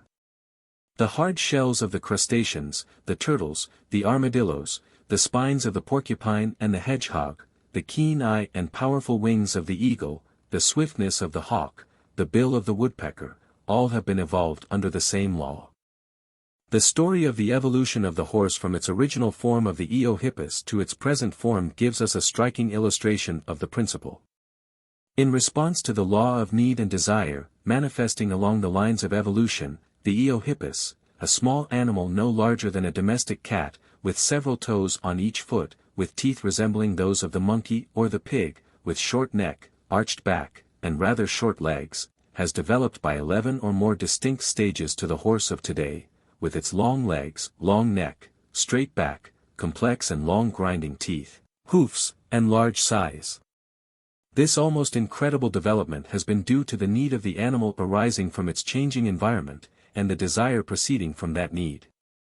Man, today, has evolved into the conscious and self-conscious plane of life, but his desire power still is latent within him, awaiting his call upon it. Just as it has built up the bodies and brain of the animals through the slow stages of evolution, so it will build for man the mental and physical characteristics indicated by his need, provided that he will only want it hard enough, and will arouse and stir into activity the great store of elemental, primitive desire power within himself. He may set it to work for himself along conscious lines, just as nature set it to work for herself along subconscious lines in the past. That which has performed such great creative work in the past, can and will perform equally wonderful creative work now, provided that it is called upon properly, and is set to work under the direction of intellect and will, definitely and purposively employed. Desire Power, Your Energizing Forces. By William Walker Atkinson, 1922. Attraction of desire power.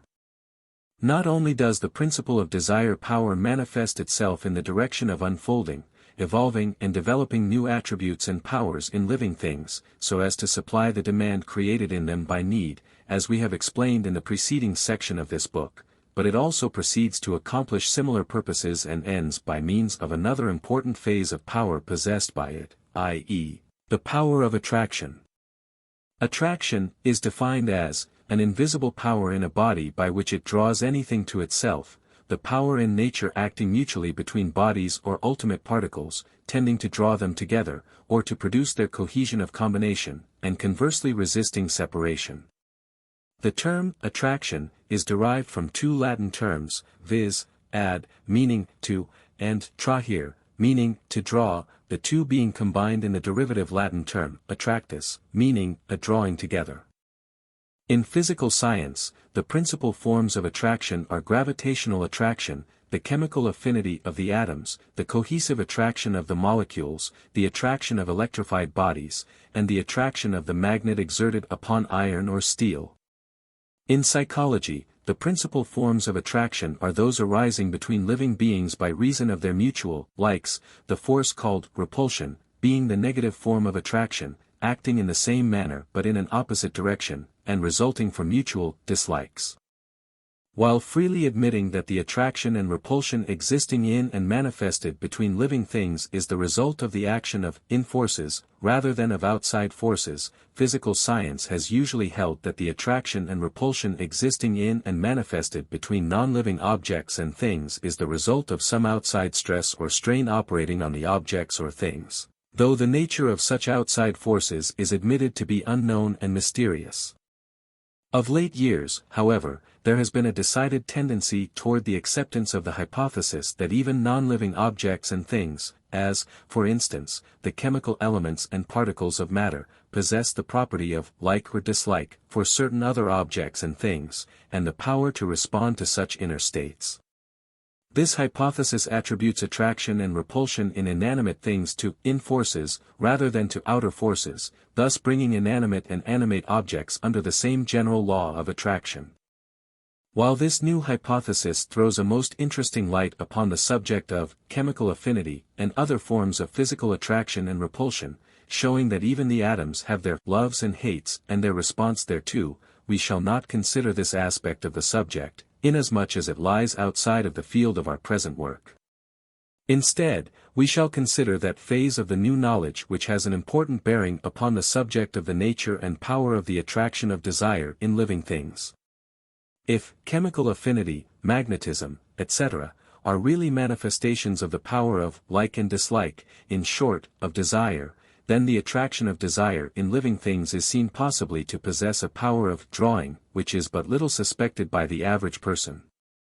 The mental scientists, and the other schools of practical metaphysics, for the last quarter century or more have been teaching the attractive power of thought, i.e., the doctrine that thoughts have an attractive power tending to attract or to draw toward a person the things and conditions corresponding to the character of his general thought.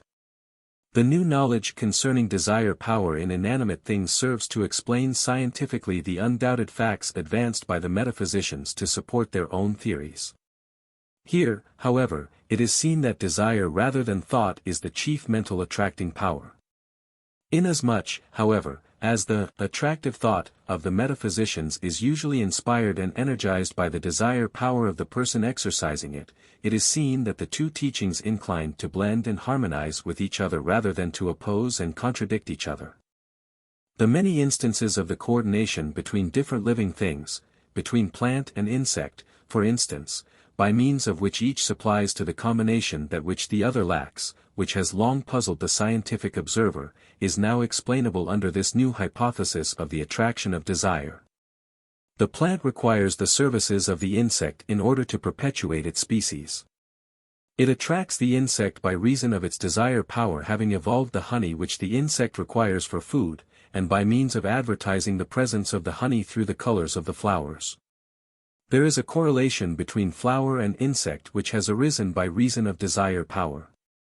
The curious adaptations of the food requirements of certain plants, and the apparently instinctive response of certain chemicals to these, furnish us with other striking examples.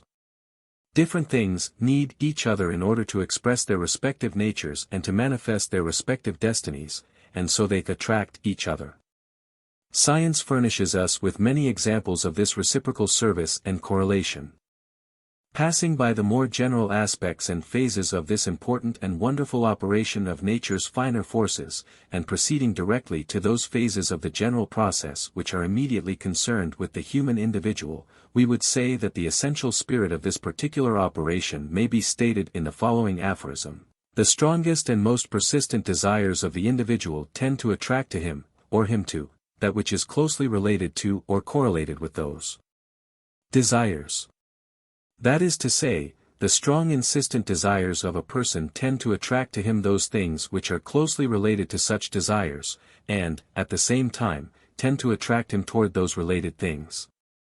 The attractive power of desire operates in two general ways, viz., 1. To attract to the individual the things closely related to his desires, and, 2. To attract the individual to such related things.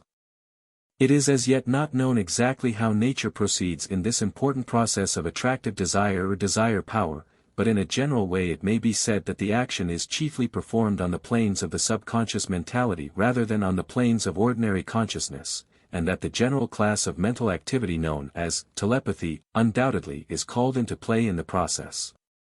The entire subject is involved in the general activities of the subconscious, as, indeed, are all similar subjects.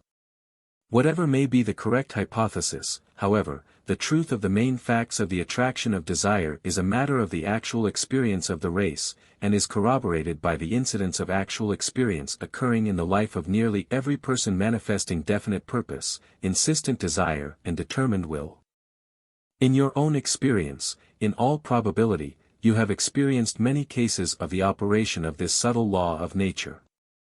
You have become intensely interested in some particular subject, and your desire for further progress and attainment along the lines of that subject has been actively aroused. Then you have noticed the strange and peculiar way in which persons and things related to that subject have come under your observation and attention, sometimes even being apparently forced upon you apart from any act on your part.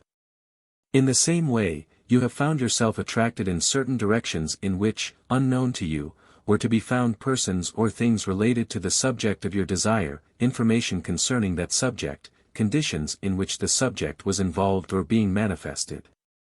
In short, you have found that things happened as if you were either attracting persons, things, and circumstances to you, or else that you were being attracted, drawn, or led to such persons, things, or circumstances. Under such conditions, you will find arising on all sides certain events connected with and related to the subject of your desire, books containing information concerning it, persons having some connection with it, conditions in which that subject plays an important part. You will find, on the one hand, that you seem to have become a center of attraction for things, persons and circumstances related to that subject, or, on the other hand, that you are being attracted to certain centers of attraction related to that subject. In short, you will discover that you have set into operation certain subtle forces and principles which have correlated you with all related to that subject. More than this, you will find that if you will maintain for a considerable time a continuous and persistent interest and desire in that particular subject, you will have established a vortex center of attraction for that which is related to the subject. You will have set into operation a mental whirlpool, steadily spreading its circumference of influence, which draws into itself and to your central point the related and correlated things, persons, and circumstances. This is one of the reasons why after you get things going, in any particular line of interest and desire, things tend to come easier to and for you as time passes. In such cases, that which required enormous effort in the earlier stages seems to move almost automatically in the later ones. These are matters of common and almost universal experience with those who have been actively engaged in any particular line of work in which strong interest and insistent desire have been aroused and maintained. You must not, however, hastily jump to the conclusion that all forms of mental attraction are desire attraction. The general mental attitude has its corresponding attractive power, the mental states of confident expectation, of hope and fear, respectively, also have their attributes of attractive influence. But the attractive power and influence of desire is far more fundamental than are the other forms and phases of mental attraction, and, in a way, may be said to be the basic form. These matters are mentioned here solely for the purpose of preventing misunderstanding and confusion.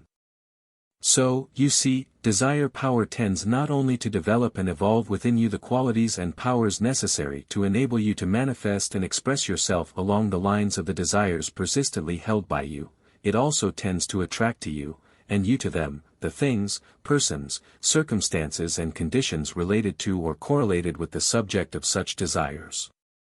In other words, desire power employs every means at its disposal in order to express and manifest itself more fully, and, through you, to attain its object and end, its greatest possible degree of satisfaction and realization. When you have thoroughly aroused desire power within you, and have created for it a strong, positive focal center of influence, you have set into operation powerful forces of nature, operating along subconscious and invisible lines of activity. In this connection, remember the adage, you may have anything you want, if you only want it hard enough. The attractive force of desire power operates in many different ways.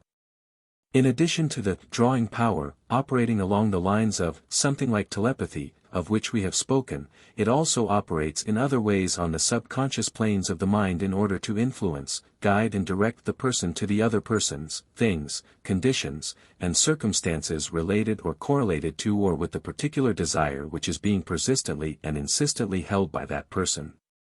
Under its influence, the subconscious mentality raises to the levels of consciousness new ideas, thoughts, plans, which if applied will tend to lead the person in the direction of the things which will serve to aid him in the realization of those desires which he is insistently harboring. In this way, the person is led to the related things, just as in the other ways the things are led to him. Desire power pushes, as truly as it pulls, it urges you forward as truly as it attracts things to you. In some cases the process is entirely subconscious, and the person is amazed when he finds, by chance, that he has stumbled upon helpful things in places in which he had least expected to find them, and in places to which he had apparently been led by chance.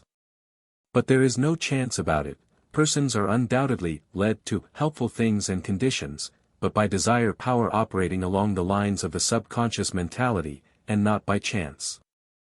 Many successful men could tell, if they would, how often in their respective careers, at critical times, the most peculiar happenings have been experienced by them, seemingly, by chance, or, by accident, which served as the means of transforming defeat into victory.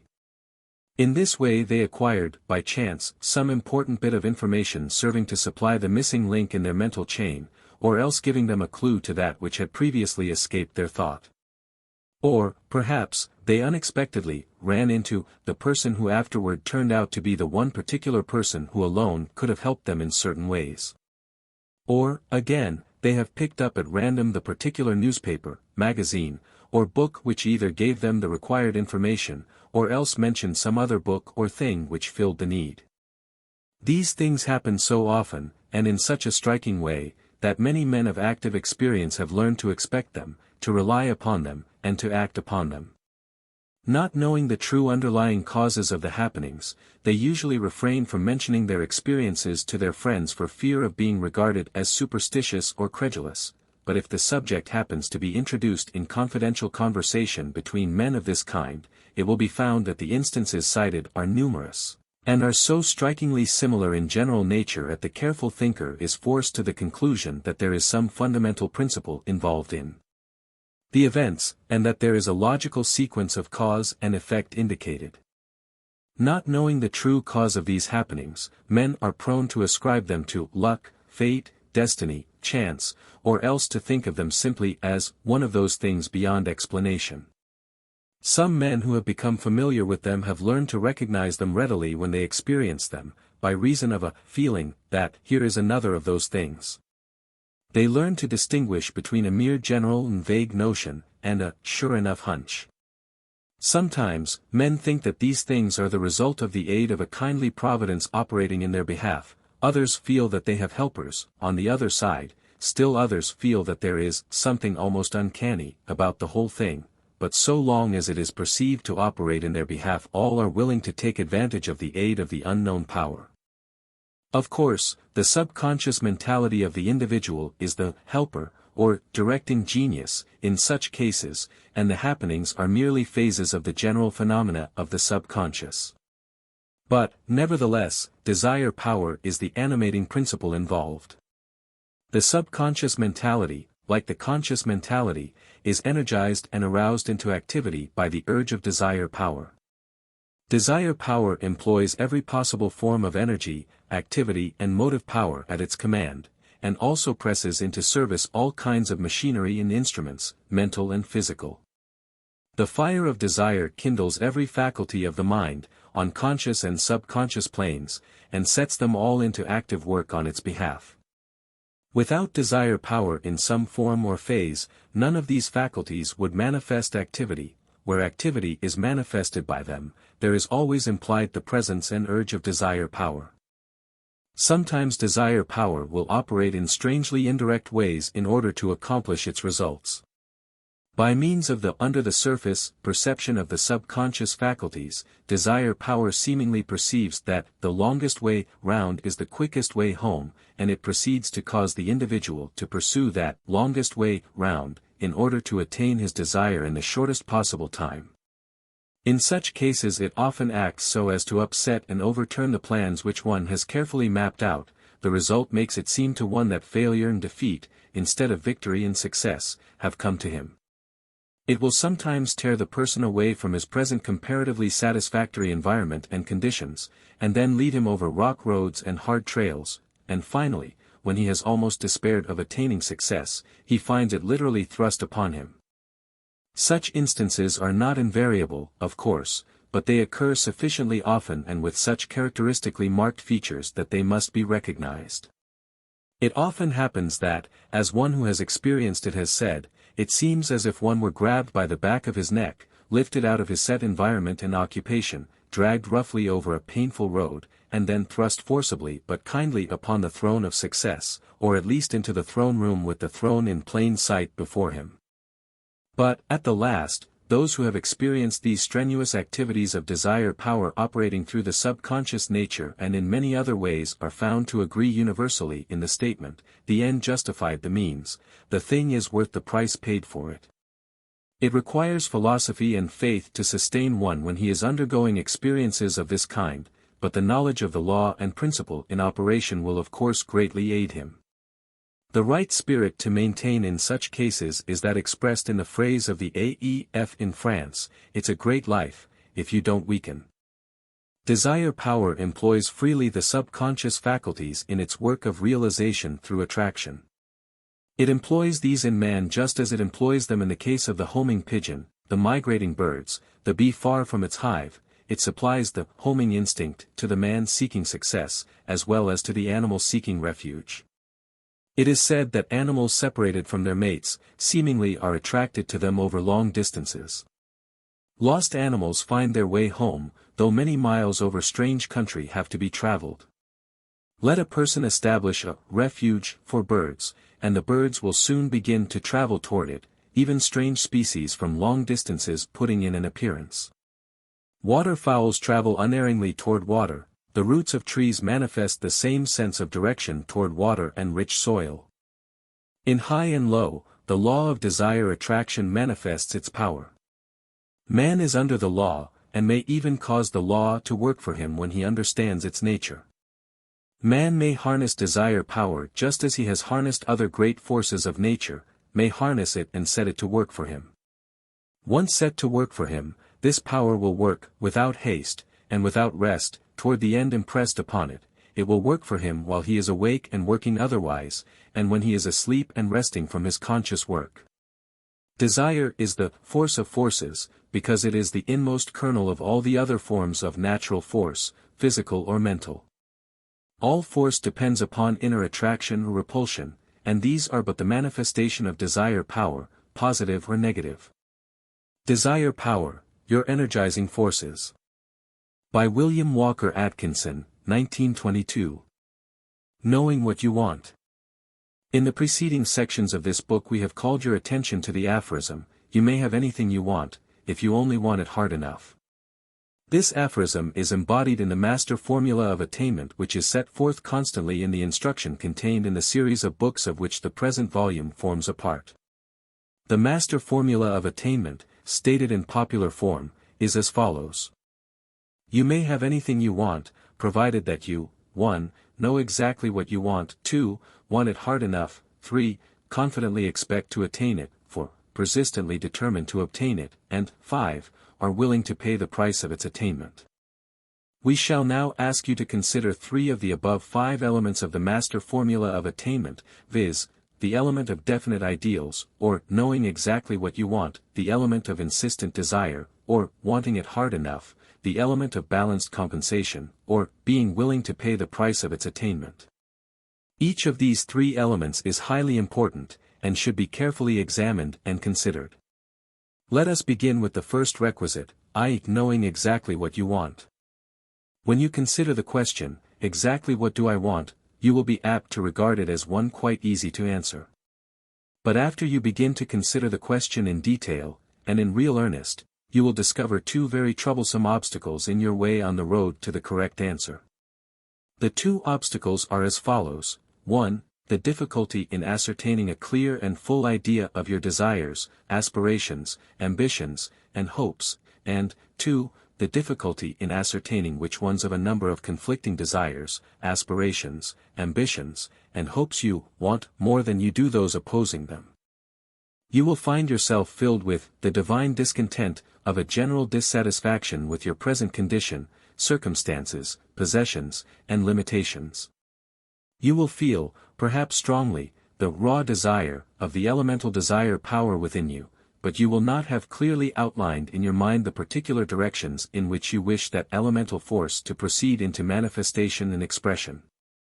You will often feel that you wish that you were somewhere other than where you now are, that you were doing something different from what you are now doing, that you possess things other and better than you now possess, or that your present limitations were removed, thus giving you a wider and fuller expression and manifestation of the power which you feel to be within you.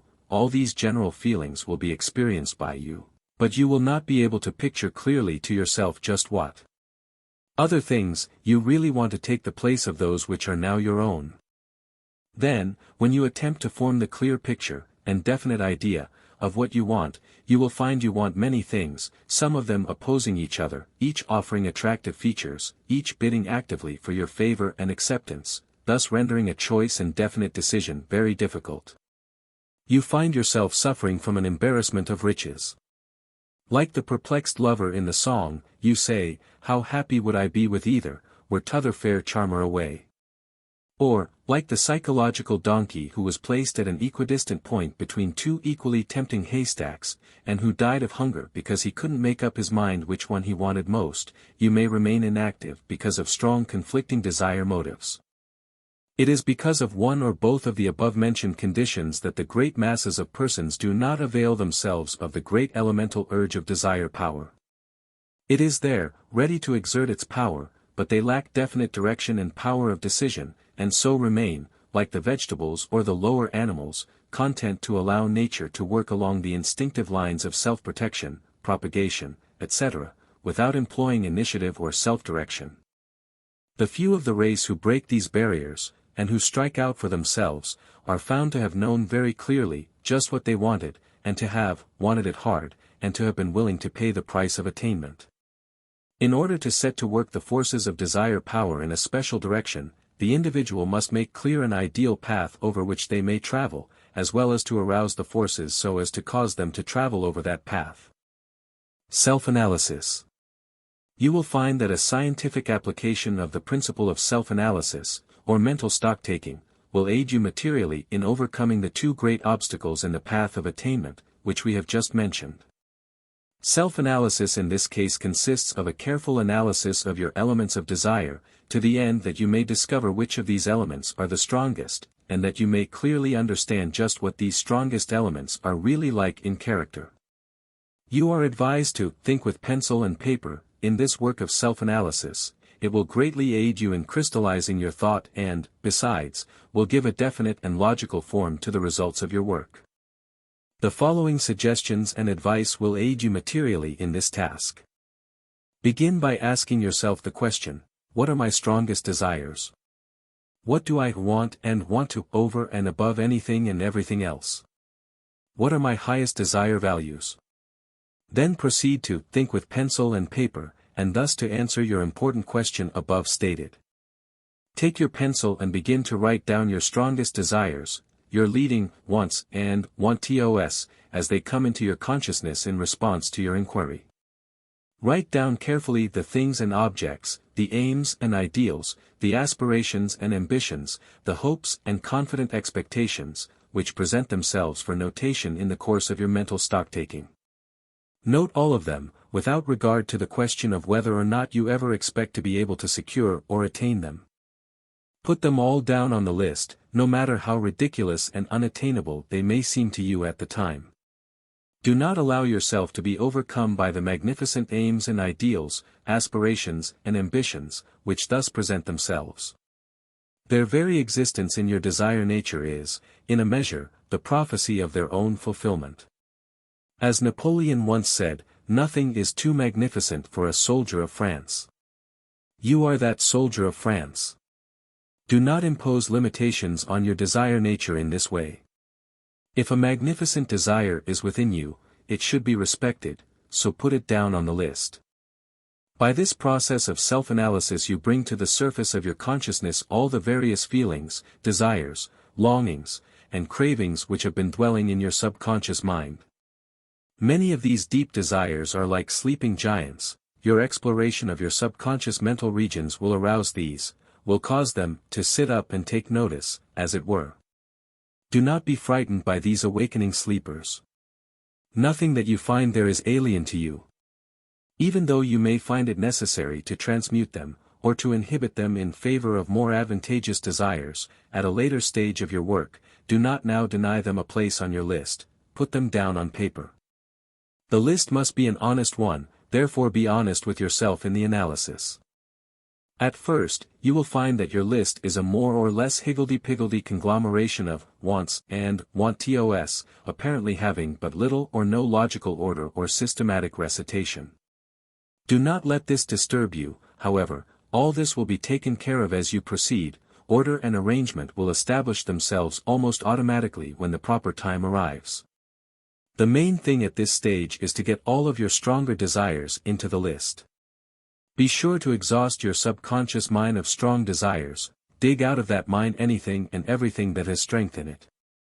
The next step is that of the cold-blooded, ruthless, elimination of the weakest desires, with the idea and purpose that in the end there will be a survival of the fittest on your list.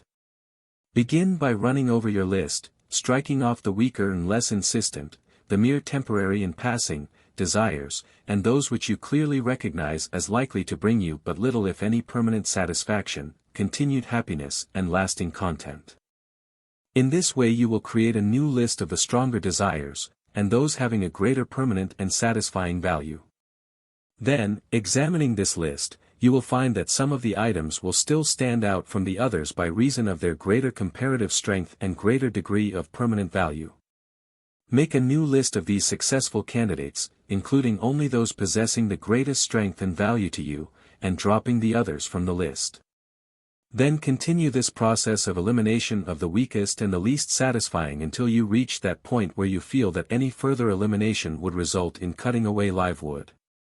By this time you will have become aware of a most significant and important fact, namely, that as your list has grown smaller, the strength and value of the surviving desires have grown greater. As the old gold miners expressed it, you are now getting down to pay dirt, getting down to the region in which the nuggets and rich or abide. When you have reached this stage, you will do well to stop work for the time being. This will give you a needed mental rest, and will also furnish your subconscious mentality with the opportunity to do some work for you along its own particular lines. When you again take up your list for consideration, you will find a new general order and arrangement of its items pictured in your mind. You will find that these remaining desires have grouped themselves into several general classes. Your subconscious mental faculties will have performed an important task for you. Then you will be ready to compare these general classes, one with the other, until you are able to select certain classes which seem stronger than the others. Then you will be ready to proceed to the task of eliminating the weaker general classes, making a new list of the stronger ones.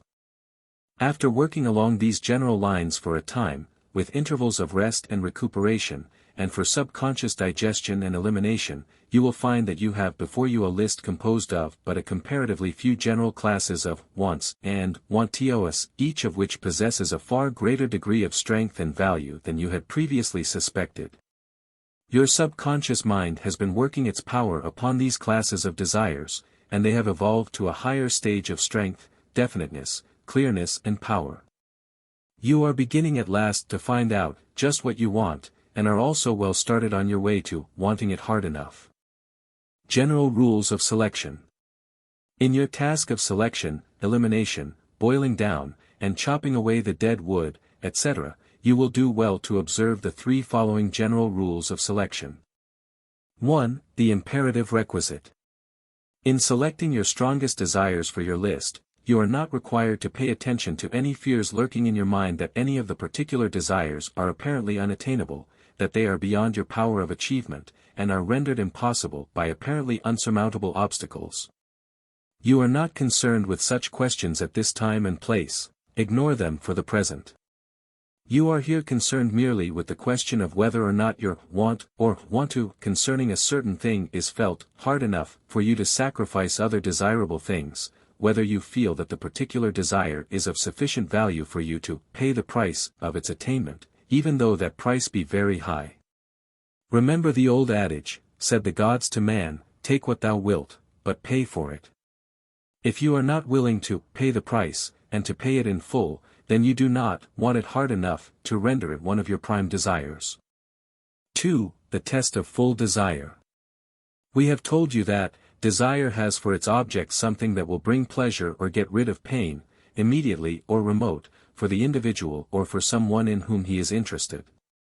Therefore, in passing upon the comparative strength and value of your respective desires, or general classes of desires, you must take into consideration all of the elements of desire noted in the above definite statement, the indirect as well as the direct elements of personal satisfaction and content.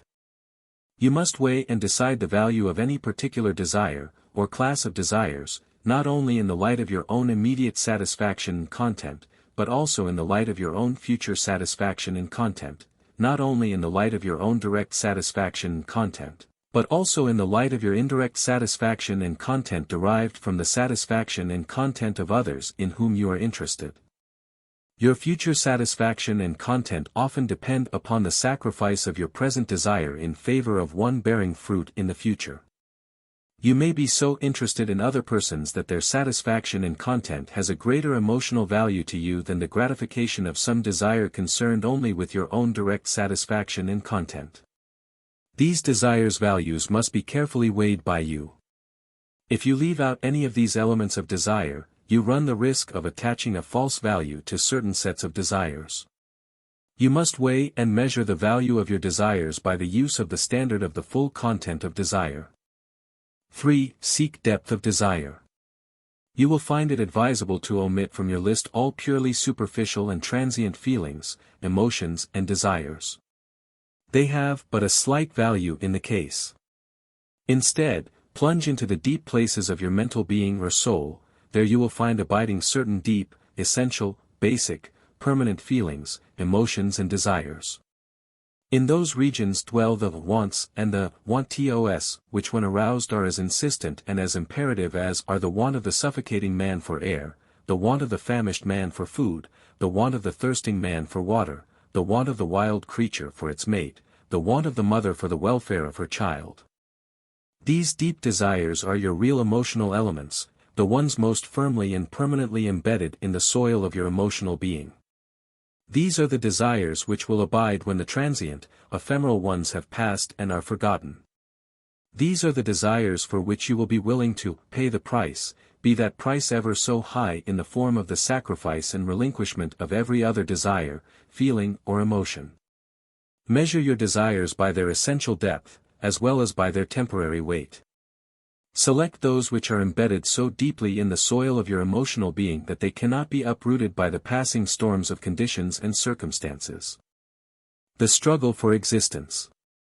You are now approaching the final stages of your discovery of just what you want. You now have a list of insistent desires, the survivors in the struggle for existence on the part of your many desires and classes of desires. If you have proceeded earnestly and honestly in your work of self-analysis and selection, you will have a group of sturdy desire giants before you for final judgment. By a strange psychological law, these surviving candidates have taken on much of the strength and energy of those which they have defeated in the struggle. The victors will have absorbed the vitality of those whom they have defeated, just as the savage hopes to draw to himself the strength of the enemies killed by him in battle. Your desire power has now been concentrated upon a comparatively small group of desires, with a consequent focusing of power.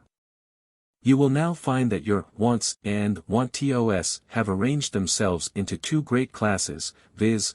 1. The great class of those desires which, while different from other desires, or classes of desires, are not necessarily contradictory to them nor directly opposed to them, and 2. The great class of those desires which are not only different, but are also actually contradictory and opposed to other desires or classes of desires.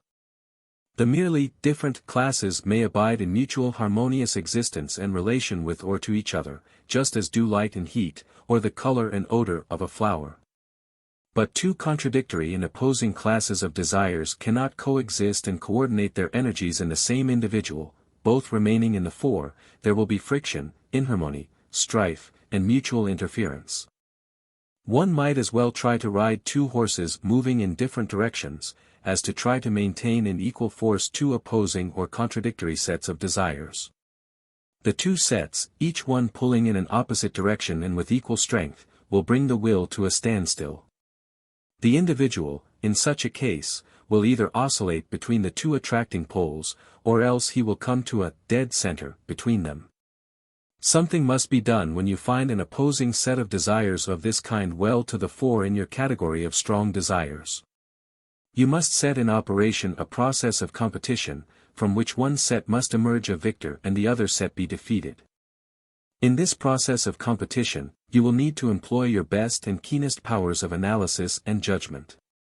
In some cases the matter may be settled quickly, and the decision easily arrived at, because when your full attention is turned upon the two competitors, one will be seen to stand out so much more clearly than the other that the latter will be almost automatically retired.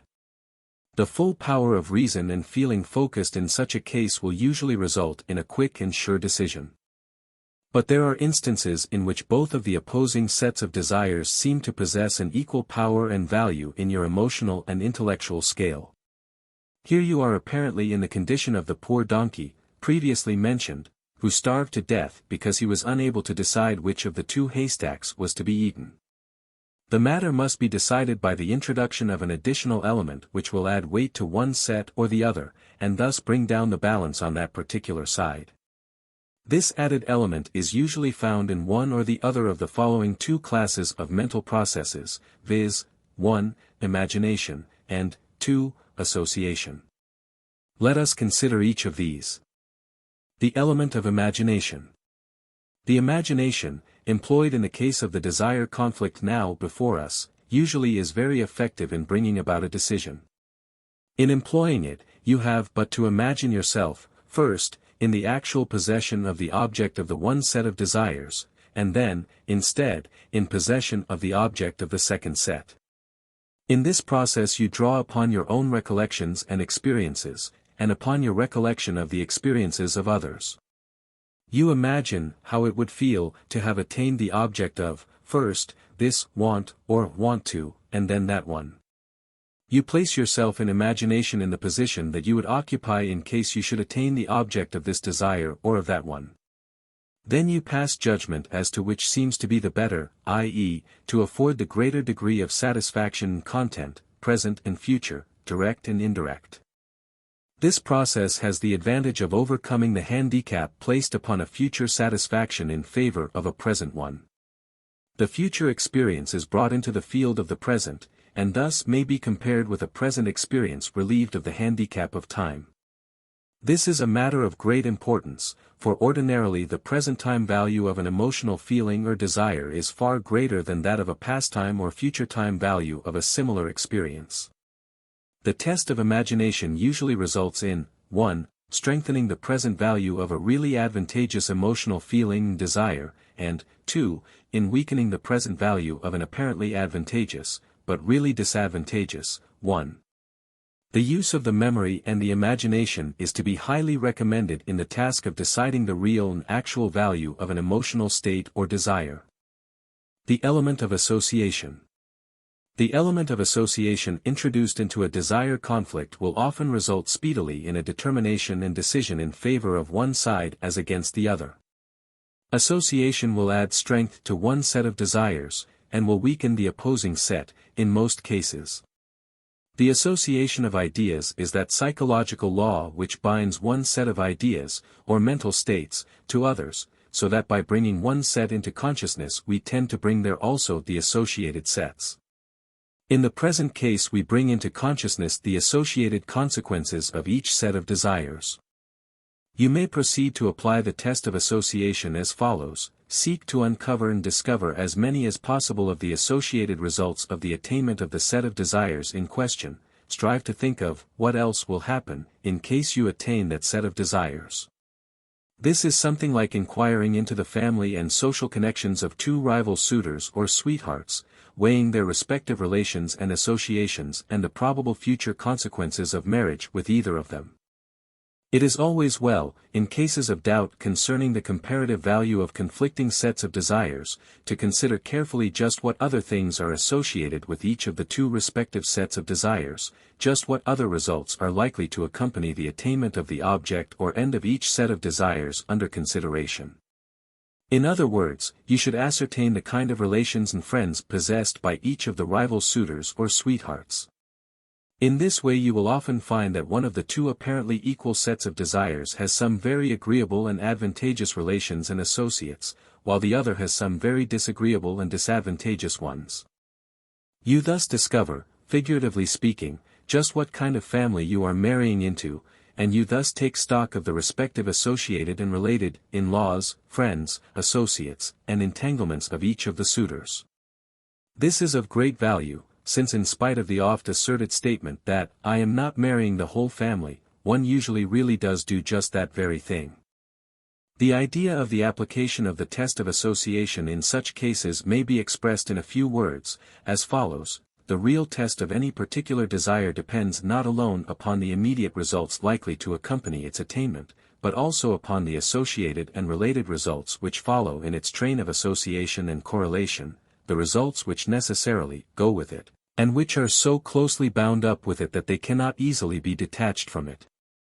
In some cases, the test of association will reveal the fact that the price of the attainment of a certain set of desires is excessive, often actually prohibitive.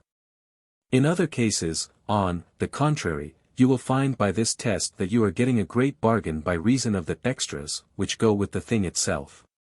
The objects of some desires are thus found to be damaged goods, while those of others are found to have an associative value not apparent to the casual observer.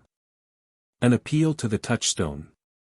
In cases in which careful analysis, deliberation, the tests of imagination and association, and all other means of weighing and measuring, trying and testing, fail to reveal the advantage of one set of desires over the opposing set, resort must be had to the touchstone of positivity so often referred to in this instruction. The touchstone by which the positivity of any mental state, thought, feeling, desire, or action is determined is as follows: will this tend to make me stronger, better, and more efficient? In the degree that any mental state meets the requirements of this test, so is its degree of positivity and consequent desirability. In testing two sets of conflicting desires in this way, you ask yourself, which of these two desires, if attained, will tend to make me stronger, better, and more efficient? This is the test question. The answer should represent your final decision in the matter. The touchstone is your court of last resort, to be appealed to when all other tests have failed. Its report represents the best, highest, and most valuable elements, mental, moral, and spiritual, within your nature. All that is worst in you is absent therefrom. It represents your summum bonum, your chief good. The survival of the fittest. By this time, your list of desires has resolved itself into a schedule or inventory of a few strong, dominant, prime desires, and of a larger number of lesser ones. The strongest desires should be finally tested in order to discover whether they are merely different from each other, or whether they are essentially mutually antagonistic and contradictory. If they come under the latter category, then they must be pitted against each other until one of the pair wins the victory, and one goes down in defeat, for two sets of this kind must not be permitted to dwell permanently in your region of desire. A house divided against itself shall not stand. There must be fought a fight to the finish. One of the opposing sets must be rolled in the dust, while the other stands proudly erect as the victor. The defeated one, thereafter, must be compelled to say, after you, monsieur, as our French cousins politely express it. If two sets of desires are merely different, and are not essentially and necessarily conflicting and antagonistic, then they may be permitted to remain dwelling in mutual peace and harmony, at least for the time being. This permission, however, is conditioned by the fact that there must not be too many of such sets occupying the front seats of desire at the same time. The tendency should always be in the direction of concentration and focused energy. You should beware of scattered power and energy arising from a great diversity of desires and aims. If you discover that there are too many strong, different desires left after you have reached this stage of selection and elimination, you should carefully weigh each remaining set, subjecting it to the tests of memory, imagination, association, and rational judgment, discarding all that are not found profitable and sufficiently advantageous. If you find that any of your desires cost you more than you get out of them, get rid of all those which do not pay for their keep. Continue until you have left only a comparatively few sets of desires, all of proved value and superlative emotional strength and depth. These should be recognized as well worth the price which you are prepared to pay for their maintenance and support. Treat in the same way any new desires which arise within you. Test them just as you have tested their predecessors, and insist that they prove that they are worthwhile before you decide to keep them. If they cost you more than you get out of them, discard them. Insist that they shall pay their keep and yield you some emotional profit beside. Run your emotional and desire establishment on business principles. You have now finally reached the stage in which you have on your list nothing but your dominant desires, the survivors in the struggle for existence, the survival of the fittest. These dominant desires must thereafter rule your emotional realm. Any newcomer must prove its worth by a test of strength with these dominant desires. If it shows its strength, and is able to hold its place, very well, it may be added to the list. Those going down in defeat must be eliminated. This will require strength and determination on your part, but you are a strong and determined individual, or at least are becoming one. The process of self-analysis and selection which you just considered will furnish you with two classes of reports, viz. 1. It will demonstrate to you your strongest classes of desires, your dominant desires, and, 2. it will cause you clearly and definitely to picture and form a strong idea of each of such dominant desires. In both reports it will cause you to know exactly what you want, which is the first requisite of the master formula of attainment. Desire Power, Your Energizing Forces. By William Walker Atkinson, 1922. Wanting it hard enough. According to the master formula, you must not only know exactly what you want, but must also want it hard enough, and be willing to pay the price of its attainment. Having considered the first of the above stated 3 requisites for obtaining that which you want, we ask you now to consider the second requisite, i.e., that of wanting it hard enough.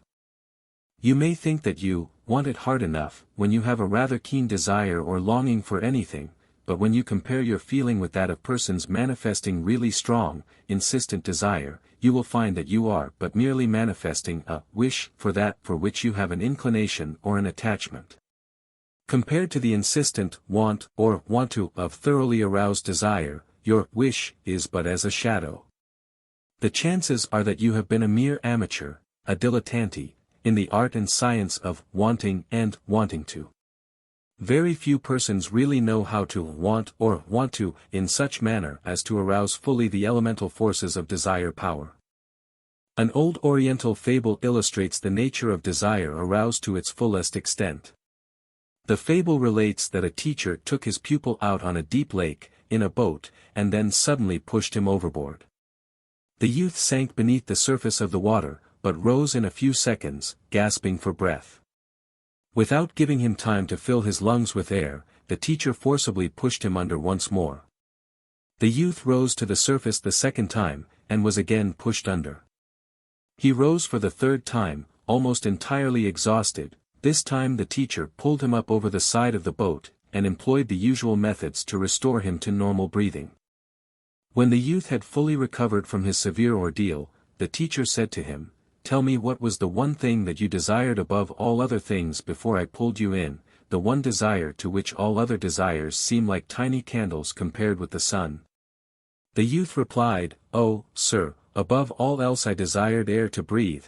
For me at that time there existed no other desires." Then said the teacher, "Let this, then, be the measure of your desire for those things to the attainment of which your life is devoted. You will not fully realize the measure of desire pointed out in this fable, unless you employ your imagination in the direction of feeling yourself in the drowning condition of the youth. Until you do this, the fable is a mere matter of words. When you can realize in feeling, as well as recognize in thought, the strength of the desire for air present in that youth, then, and then only, will you be able to manifest in expression a similar degree of desire for the objects of your prime wants and wantos. Do not rest satisfied with the intellectual recognition of the condition, induce the corresponding emotional feeling in yourself to as great a degree as possible. Varying the illustration, you will do well to induce in yourself, in imagination, the realization of the insistent, paramount desire for food experienced by the starving man lost in the dense forest in midwinter. The chances are that you never have been actually hungry, in the true sense of the term. All that you have mistaken for hunger is merely the call of appetite or taste, the result of habit. When you are so hungry that an old, stale, dry crust of bread will be delicious to your taste, then you are beginning to know what real hunger is. Those men who, lost in the forest or shipwrecked, have tried to satisfy intense hunger by gnawing the bark of trees, or chewing bits of leather cut from their boots, these men could give you some interesting information concerning hunger. If you can imagine the feelings of men in this condition, then you may begin to understand what insistent desire really means. Again, the shipwrecked sailors adrift at sea with their supply of water exhausted, or the desert-lost man wandering over the hot sands with a thirst almost inconceivable to the ordinary person. Those men know what insistent desire means. Man can live many days without food, but only a few days without water, and only a few minutes without air.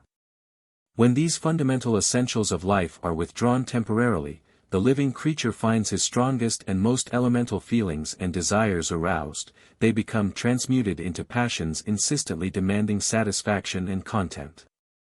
When these elemental emotions and desires are thoroughly aroused, all the derivative emotional states are forgotten. Imagine the emotional state of the starving man in sight of food, or the thirst-cursed man within reach of water, if some other person or thing intervenes and attempts to frustrate the suffering man's attainment of that which he wants above all else at that time. Other examples of insistent desire may be found in the cases of wild animals in the mating season, in which they will risk life and defy their powerful rivals in order to secure the chosen mate. If you ever have come across a bull moose in the mating season, you will have a vivid picture and idea of this phase of elemental desire raised to the point of insistent demand. Again, consider the intense emotional feeling, and the accompanying desires experienced by the mother creature in connection with the welfare and protection of her young when danger threatens them. This will show you the nature and desire power character of elemental desire aroused to its fullest extent. Even tiny birds will fight against overwhelming odds in resisting the animal or man seeking to rob their nests. It is a poor-spirited mother animal which will not risk her life, and actually court death, in defense of her young. The female wild creature becomes doubly formidable when accompanied by her young. The female of the species is far more deadly than the male when the welfare of its young is involved. The Orientals have a proverb, "It is a very brave, or a very foolish, man who will try to steal a young tiger cub while its mother is alive and free in the vicinity." We have called your attention to the above several examples and illustrations of the force of strongly aroused elemental emotions and desires, not alone to point out to you how powerful such desires and feelings become under the appropriate circumstances and conditions, but also to bring you to a realization of the existence within all living things of a latent emotional strength and power which is capable of being aroused into a strenuous activity under the proper stimulus, and of being directed toward certain definite ends and purposes indicated by the stimulus. That this strength and power is aroused by, and flows out toward, the particular forms of stimulus above indicated is a matter of common knowledge. But that it may be aroused to equal strength, power, and intensity by other forms of stimulus, such stimulus having been deliberately placed before it by the individual, is not known to the many, only the few have learned this secret. We ask you to use your imagination here, once more, for a moment. Imagine an individual who has his mind set upon the attainment of a certain end or purpose to such a degree that he has aroused the latent desire power within him to that extent where he wants to that end or purpose in the degree of strength, power, insistency, and fierceness, manifested by the drowning man who wants air, by the desert-lost man who wants water, by the starving man who wants food, by the wild creature who wants its mate, by the mother animal who wants the welfare of its young. This is the individual in whom the elemental desire power has been aroused to such an extent, and directed toward the attainment or achievement of his dominant desire. How would you like to compete with such a man for the attainment of that object of his desire power? How would you like to be the opposing obstacle standing directly in his path of progress and attainment? How would you like to play with him the part analogous to that of one who would try to snatch away the bone from a starving wolf, or pull the tiger cub from the paws of its savage mother? This is an extreme case or illustration, of course. Very few individuals actually reach the stage indicated, though it is not impossible by any means, but many travel a long way along that road.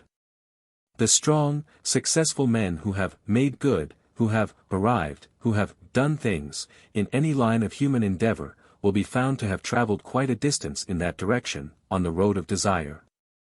They have aroused within themselves the strong, elemental desire power which abides in latency in the depths of the mental and emotional being, the soul, if you will, of every human creature, and have caused that elemental force to pour through the channels of the particular dominant desires which they have brought to the surface of their nature from the depths of the subconscious self. Look in any direction you may, and you will find that the strong, masterful, dominant, successful men are those in whom desire power has been aroused and directed in this way. These men know what they want, just as the drowning man, the starving man, the thirst-cursed man, the wild mating creature, the mother creature, each knows what he or she wants. They have no doubts concerning their dominant desires.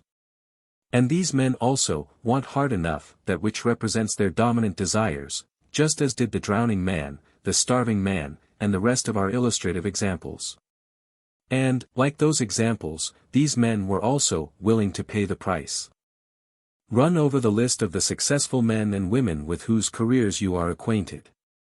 Place on that list the great discoverers, inventors, explorers, military men, businessmen, artists, literary men and women, all those who have done things successfully. Then check off name after name, as you discover the biographical report of the desire power manifested by these individuals. You will find that in each and every case there were present the definite ideals, insistent desire, confident expectation, persistent determination, and balanced compensation, which constitute the master formula of attainment of our instruction. And this second requisite, the insistent desire, is found to be this elemental desire power directed into the appropriate channels of manifestation and expression. These individuals knew just what they wanted it hard enough, and they were willing to pay the price.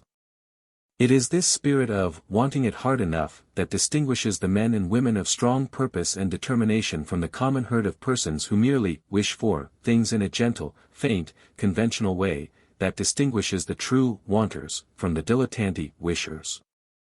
It was the recognition of this spirit in men that caused Disraeli to say that long meditation had brought him to the conviction that a human being with a settled purpose, and with a will which would stake even existence itself upon its fulfillment, must certainly accomplish that purpose. But, you may say, admitting the truth of your premise, how am I to proceed in order to arouse the dormant latent desire power within me, and to cause it to flow forth in the direction of the attainment of my dominant desires? Answering the question, we would say, begin at the very beginning, and proceed to arouse and draw forth the latent desire power, by presenting to it the stimulus of suggestive and inciting ideas and pictures. For, from beginning to end, there prevails the principle expressed in that axiom of psychology which says, desire is aroused and flows forth toward things represented by ideas and mental pictures. The stronger and clearer the idea or mental picture, the stronger and more insistent is the aroused desire, all else being equal. You should proceed to apply this principle from the very beginning, even at the stage of semi-awakened desire power. There abides within you a great store of latent, dormant desire power, a great reservoir of desire power which is almost dormant, but which contains within itself the latent and nascent powers of wonderfully diversified manifestation and expression. You will do well to begin by stirring up this great reservoir of desire power, arousing it into activity in a general way, to the end that you may afterward direct its power and cause it to flow forth into and along the channels of expression and manifestation which you have provided for it. In the great crater of a mighty volcano of Hawaii, in plain sight of the daring visitor to the rim of the abyss, there abides a large lake of molten lava, seething and bubbling, boiling and effervescing in a state of hissing ebullience, a lake of liquid fire, as it were. This great fiery lake is comparatively calm on its surface, however, the ebullition proceeding from its depths. The whole body of fiery liquid manifests a rhythmic tide-like rise and fall, and a swaying from side to side of the crater. The observer is impressed with the recognition of a latent and nascent power of almost immeasurable possibilities of manifestation and expression. He feels borne upon him the conviction that this seething, rising and falling, swaying, tremendous body of liquid fire, if once fully aroused into activity, would boil and seethe up to the edge of the crater, and overflowing would pour down into the valleys beneath, carrying before it and destroying every obstacle in its path. This great lake of molten lava, this great body of liquid fire, is a symbol of the great body of latent and nascent desire power abiding within every individual, within you. It rests there, comparatively inactive on the surface, but ever manifesting a peculiar churning ebullition proceeding from its great depths. It seethes and boils, effervesces and bubbles, rises and falls in tide-like rhythm, sways in rhythmic sequence from side to side. It seems ever to say to you, I am here, restless and disturbed, ever longing, craving, hankering for, hungering and thirsting for, desiring for expression and manifestation in definite form and direction. Stir me up, arouse my inner force, set me into action, and I will rise and assert my power, and accomplish for you that which you direct. In this stage of desire power, its most general stage, you will be filled with a vague discontent and dissatisfaction, a longing, wishing, lusting for, and striving toward expression manifestation of some kind, though you know not just what it is you want nor just what you wish to do. The inclination and urge is there, but the direction is lacking. Here, desire power manifests in but a vague sense of unrest, in an almost unconscious urge and striving toward outward expression, in an almost unconscious inclination or tendency toward outward manifestation and action toward more or less definite ends. But even here there is the presence of idea which has stirred up and is calling forth the latent and nascent desire power, but that idea is merely that of a general urge toward outward expression and manifestation. It arouses but a general discontent with the present state, accompanied by the conative urge toward the achievement of a better condition, state, or channel of expression.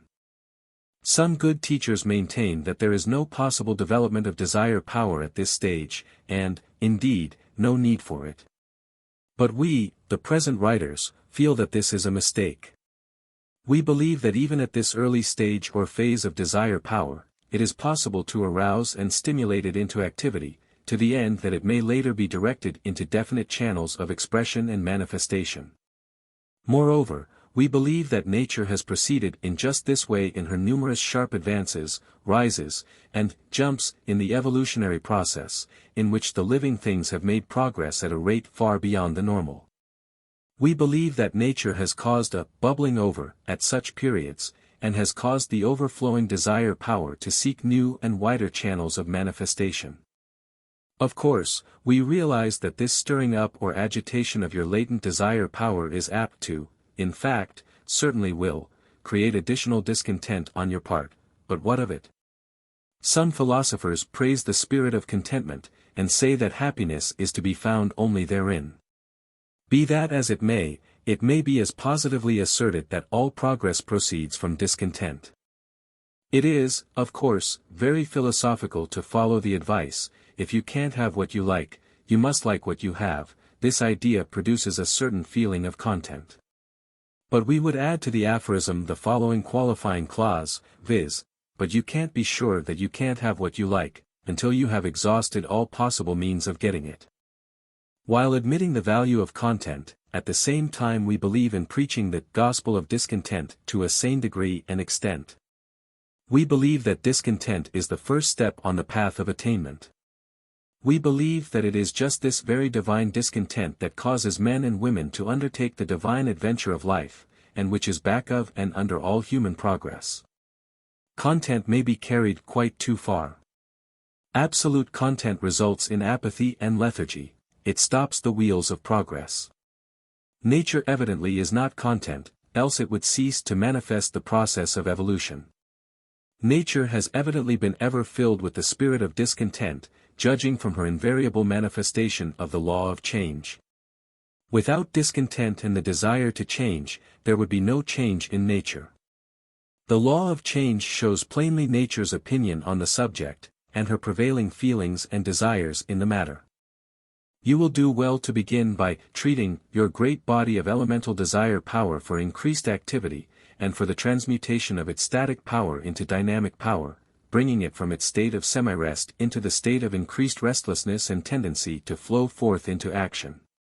You may do this in the same way that you will later employ in the case of specific, particular, and definite desires, i.e., by presenting to it suggestive and inciting ideas and mental pictures.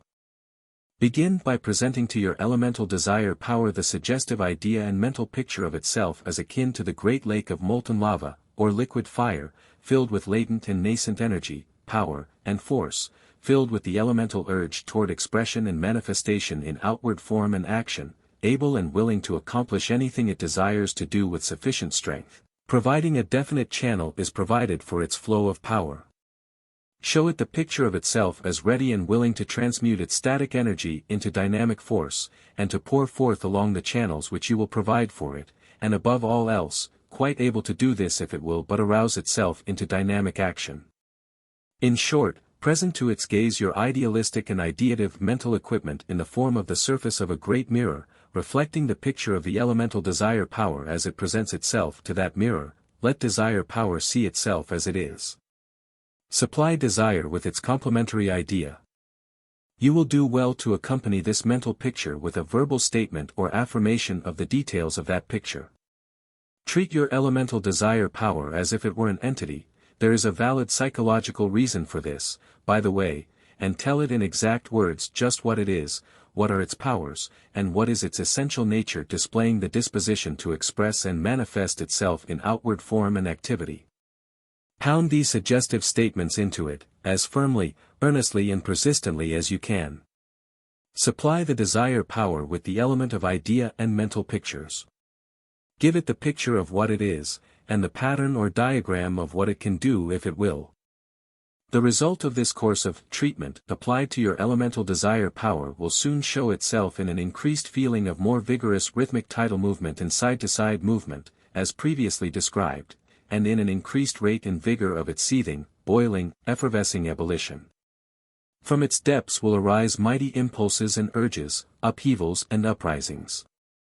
The great molten lake of desire power will begin to boil with increased vigor, and will show an inclination to produce the steam of will.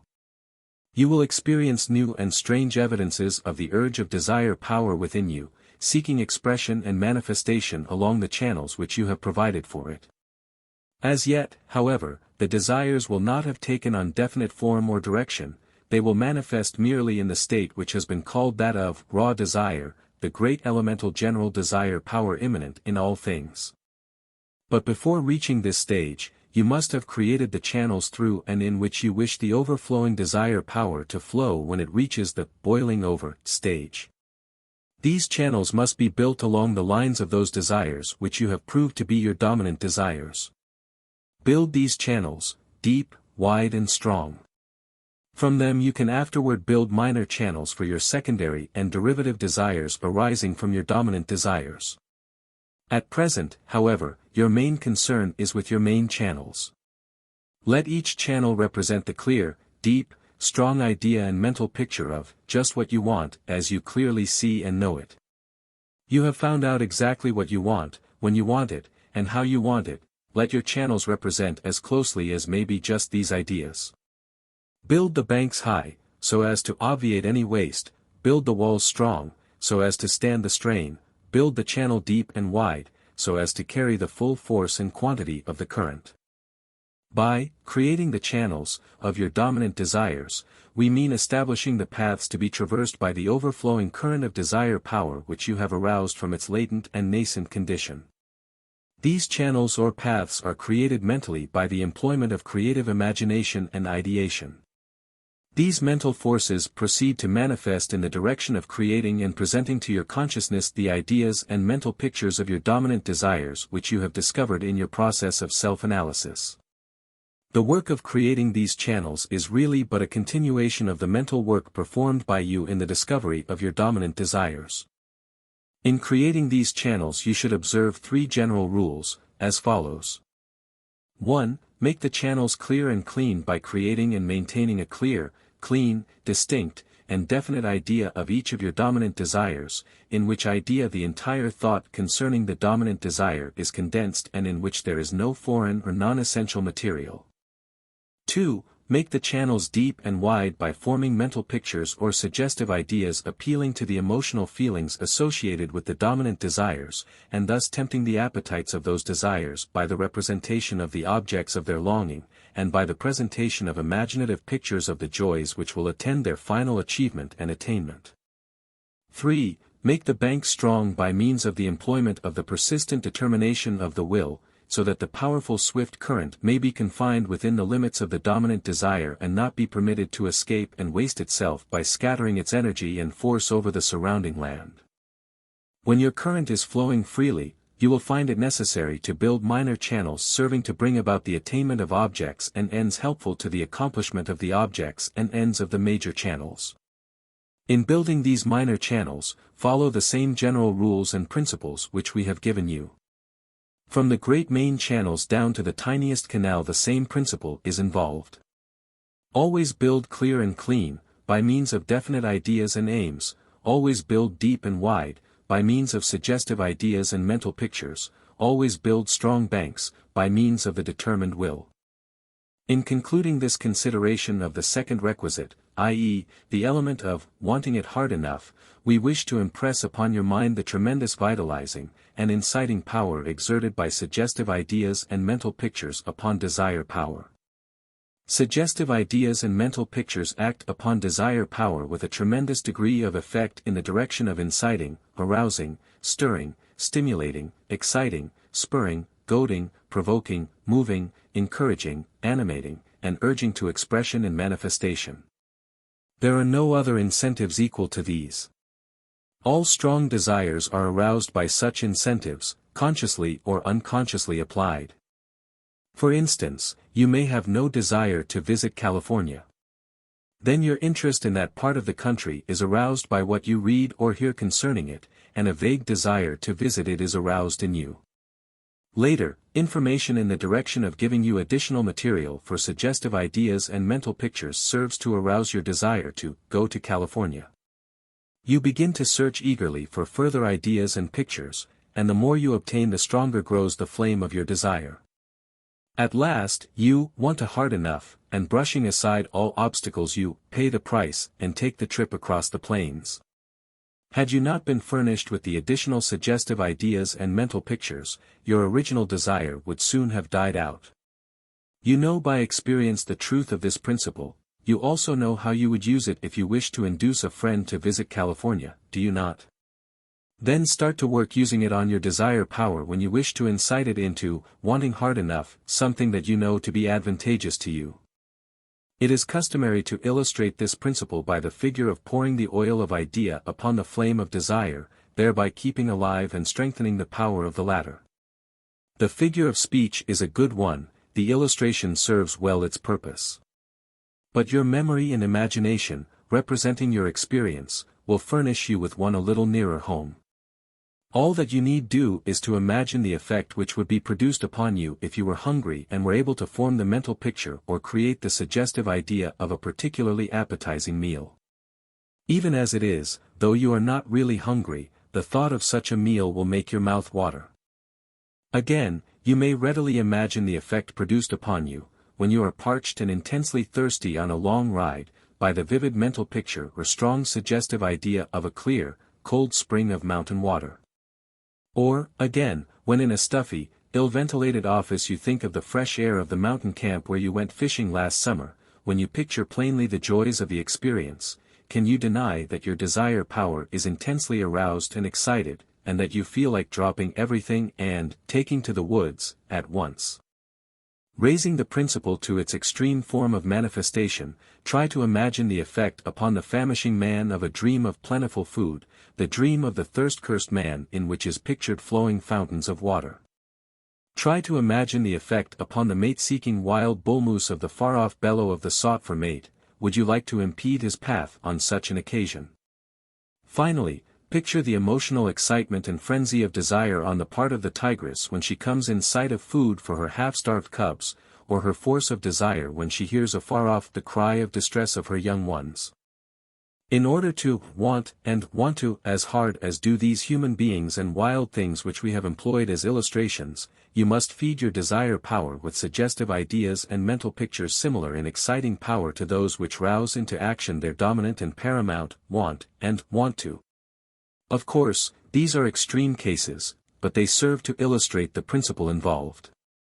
In short, in order to want it hard enough, you must create a gnawing hunger and a parching thirst for the objects of your dominant desires. This you must intensify and render continuous by repeatedly presenting with suggestive ideas and mental pictures of the feast of good things, and the flowing fountain, which awaits the successful achievement or attainment of the desires. Or, you must be like the half-drowned youth wanting a breath of air, above all else, wanting it with all the fierce energy of his soul and being, and you must ever keep before you the suggestive idea and mental picture of all the air there is, which is to be found just above the surface of the water of need in which you are now immersed. When you can create these mental and emotional conditions within yourself, then, and then only, will you really know just what it is to want hard enough. Think well over this idea, until you grasp its full meaning. Desire Power, Your Energizing Forces. By William Walker Atkinson, 1922. Paying the price. According to the master formula, in order to get what you want, you must not only know exactly what you want, not only want it hard enough, but also be willing to pay the price of its attainment. We have considered the first and the second of these elements of successful attainment. Let us now consider the third one, and learn what it means to be willing to pay the price of attainment. This final element of successful attainment, this last hurdle in the race, often is the point at which many persons fail. Riding gallantly over the first several hurdles, they stumble and fall when they attempt to surmount this final one. This, not so much because of the real difficulty in passing over this obstacle, but rather because they are apt to underestimate the task and, accordingly, to relax their energies. Thinking that the race is practically over, they fail to observe care and caution and thus meet failure. With the prize almost in hand, they relax their efforts and lose it. The law of compensation is found in full operation in the realm of desire, as well as in every other field and region of life and action. There is always present that insistence upon balance which nature invariably demands from those who seek her prizes. There is always something to be given up, in order that something else may be gained. One cannot have his pie and his dime at the same time, he must spend the dime if he would buy the pie. Neither can one keep his dime and yet spend it. Nature boldly and plainly displays her sign, pay the price. Once more let us quote the old adage, said the gods to man, take what thou wilt, but pay the price. When in actual experience you perform the process of selection of the dominant desires, with its attendant struggle for existence and survival of the fittest among the competing desires, even then you are beginning to pay the price of the attainment of your dominant desires. This because you are setting aside and relinquishing one or more sets of desires in favor of a preferred set. Every set of desires has its opposing set, and also other sets which would to some extent interfere with its full manifestation. You must pay the price of attainment of the one set of desires by relinquishing the other sets. In order to attain the object of your desire for wealth, you must pay the price of relinquishing desires for certain things which would prevent you from accumulating money. In order to attain the object of your desire for all possible knowledge in some particular field of study and research, you must pay the price of relinquishing your desires for a similar degree of knowledge in some other field of thought and study. In order to attain the object of your desire for business success, you must pay the price of hard work and the passing by of the objects of your desires for play, amusement, and enjoyment which would necessitate the neglect of your business. And so on. To attain the object of any one set of desires, you must always pay the price of the relinquishing of the objects of other sets of desires.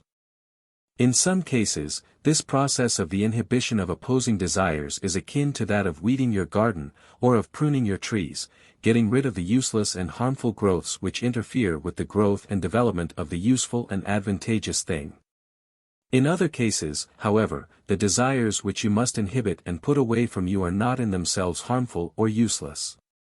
On the contrary, they may be very advantageous and useful in themselves, and may be actually worthy of being adopted as dominant desires by others, but, at the same time, they are of such a nature as to prove an obstacle to your progress along the line of your own chosen dominant desires.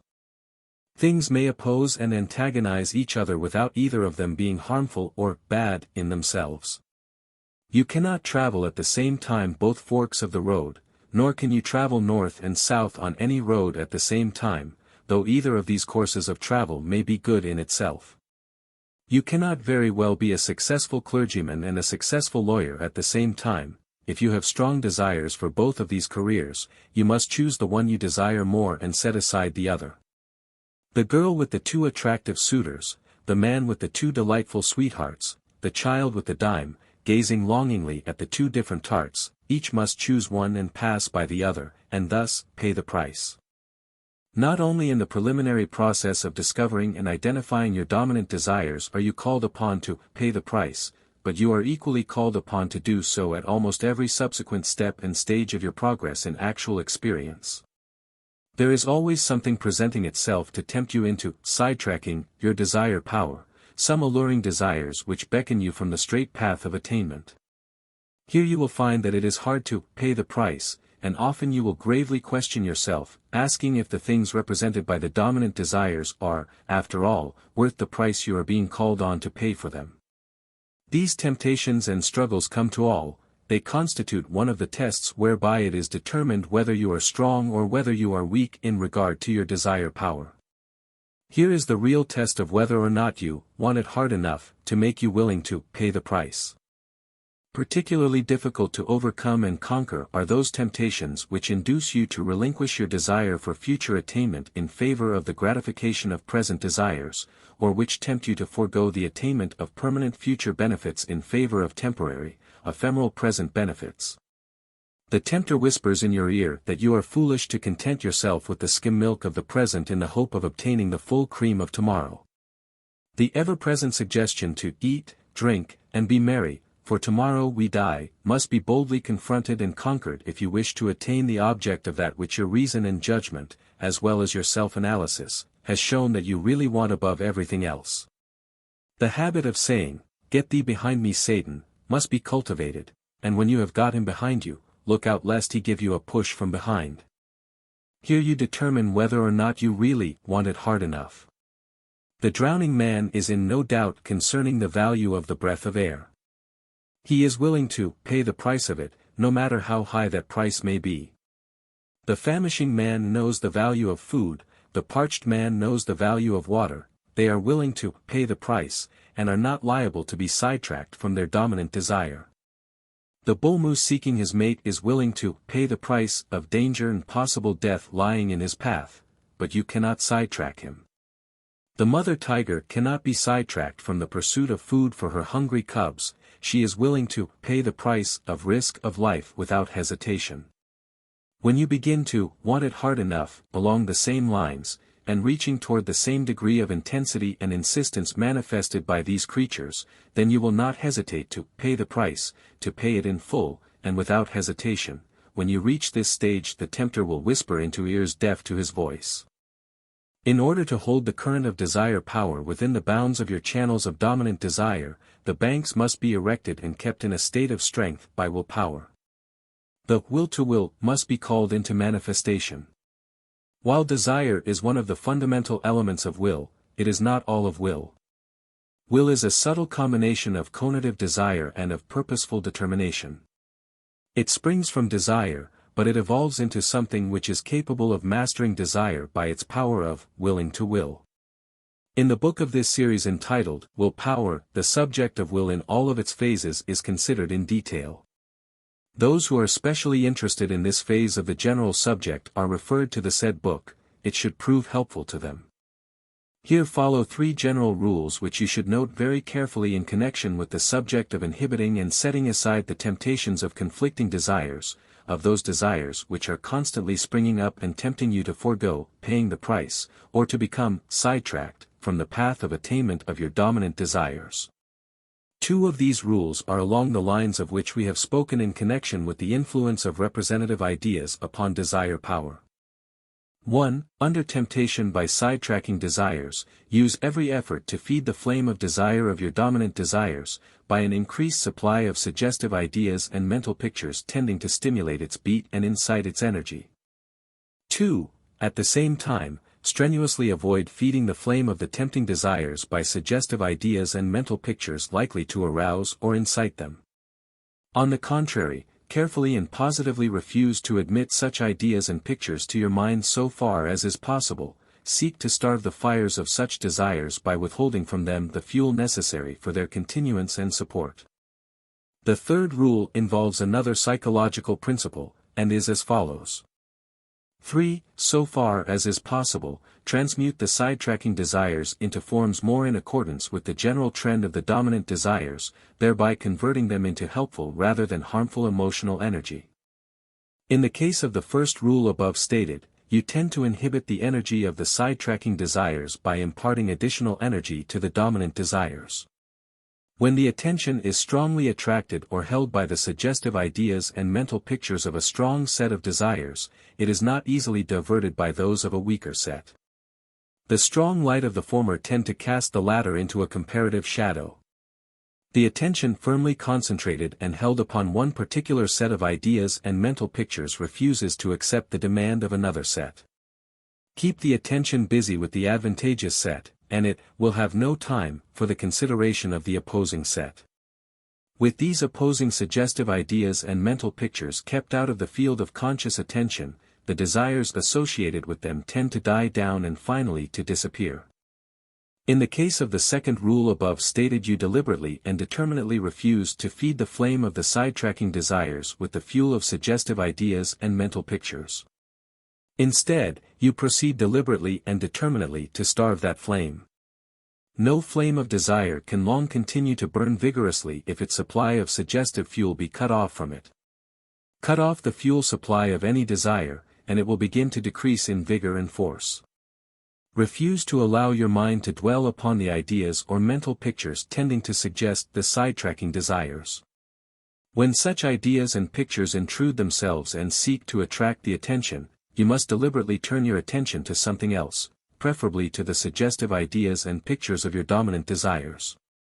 The Roman Catholic Church evidently recognizes the value of this rule, for its teachers instruct their pupils to form the habit of turning their attention to prayers and certain forms of devotional exercises when temptations assail them. The attention being directed to and held firmly upon the devotional exercise or ceremony, it is withheld from the suggestive ideas and mental pictures of the tempting desire, and, accordingly, the latter loses strength and in time dies away. Without detracting from the value of the religious element involved, we may say that it is certain that the purely psychological effect of such course is highly advantageous. You would do well to apply the principle in your own case. In the case of the third rule above stated, you transmute the energy of the sidetracking desire into that of desires more in accordance with the general trend of your dominant desires. In this way you not only obviate the danger of the interference and distraction of the sidetracking desires, but also actually employ the basic energy of desire power to feed the flame of the advantageous desires. Here, the principle involved is not so well known as are those involved in the other rules, but that principle is sound, nevertheless, and is capable of being employed with remarkable results by the individual possessing sufficient will power and determination to apply it. As an example of this principle of the transmutation of the form of desire force, let us point you to a fact well known to scientific observers, viz., that the energy of the sexual passions may be transmuted into the energy of any kind of mental or physical creative work. This fact is also known to priests and others who are called on for advice from those wishing to control passions of this kind. The explanation probably lies in the fact that sexual desire is essentially creative in its fundamental nature, and therefore is capable of being diverted to other forms of creative activity. But whatever may be the true explanation, it is a fact that the person experiencing strong intruding sexual desires may proceed to master and control them by means of engaging in some form of creative work in which the elemental creative energy is transmuted into other forms of creative force. For instance, one may create by writing, musical composition, artistic work, or making and constructing things with the hands, in fact, by any kind of work in which things are made, put together, constructed, or created in any way. In all of such work, provided that sufficient interest is thrown into the task, it will be found that the strong impulse of the intruding sexual passions will gradually lose its force, and that the person will then experience a sense of new energy in the creative work which he has undertaken in order to transmute the previous form of desire power. The experienced physician knows that the best possible prescription for certain classes of cases of this kind coming to him for treatment and advice is that of interesting work, for head or hands or both. There is much truth in the old saying that an idle brain is the devil's workshop, and the similar one that the devil finds plenty of work for idle hands to do. This principle may be set to work against the devil by simply reversing its action by giving head and hands plenty to do. Another illustration of this principle is found in the case of the beneficial effect of certain games, in fact, of nearly all games played in moderation. Here the sidetracking and distracting desires which seek to take one away from his appointed tasks, and from the manifestation of his dominant desires, are transmuted into the interest, feeling, and desires of play. Play is a safety valve of emotional feeling. It serves to transmute many a distracting desire into the conative energy expressing itself in an interesting game. This is true of games involving purely mental skill, as well as those in which physical skill is also involved. Baseball has been a wonderful benefit to the American people in this way. Golf is playing an important part in the direction of affording a transmutation channel of energy for busy men who tire under the somewhat monotonous strain of the strenuous pursuit of the object of their dominant desires. In cases of this kind, not only are the distracting desires transmuted in this way, but the games themselves give recreation, exercise, and a restful change of occupation to the individual.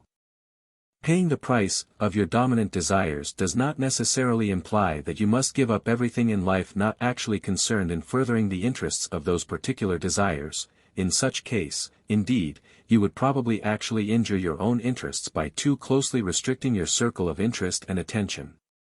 The real meaning of the injunction is that you must pay the price of giving up, inhibiting, or at least transmuting any and all desires which, directly and certainly oppose and seriously interfere with the attainment of the objects of your dominant desires.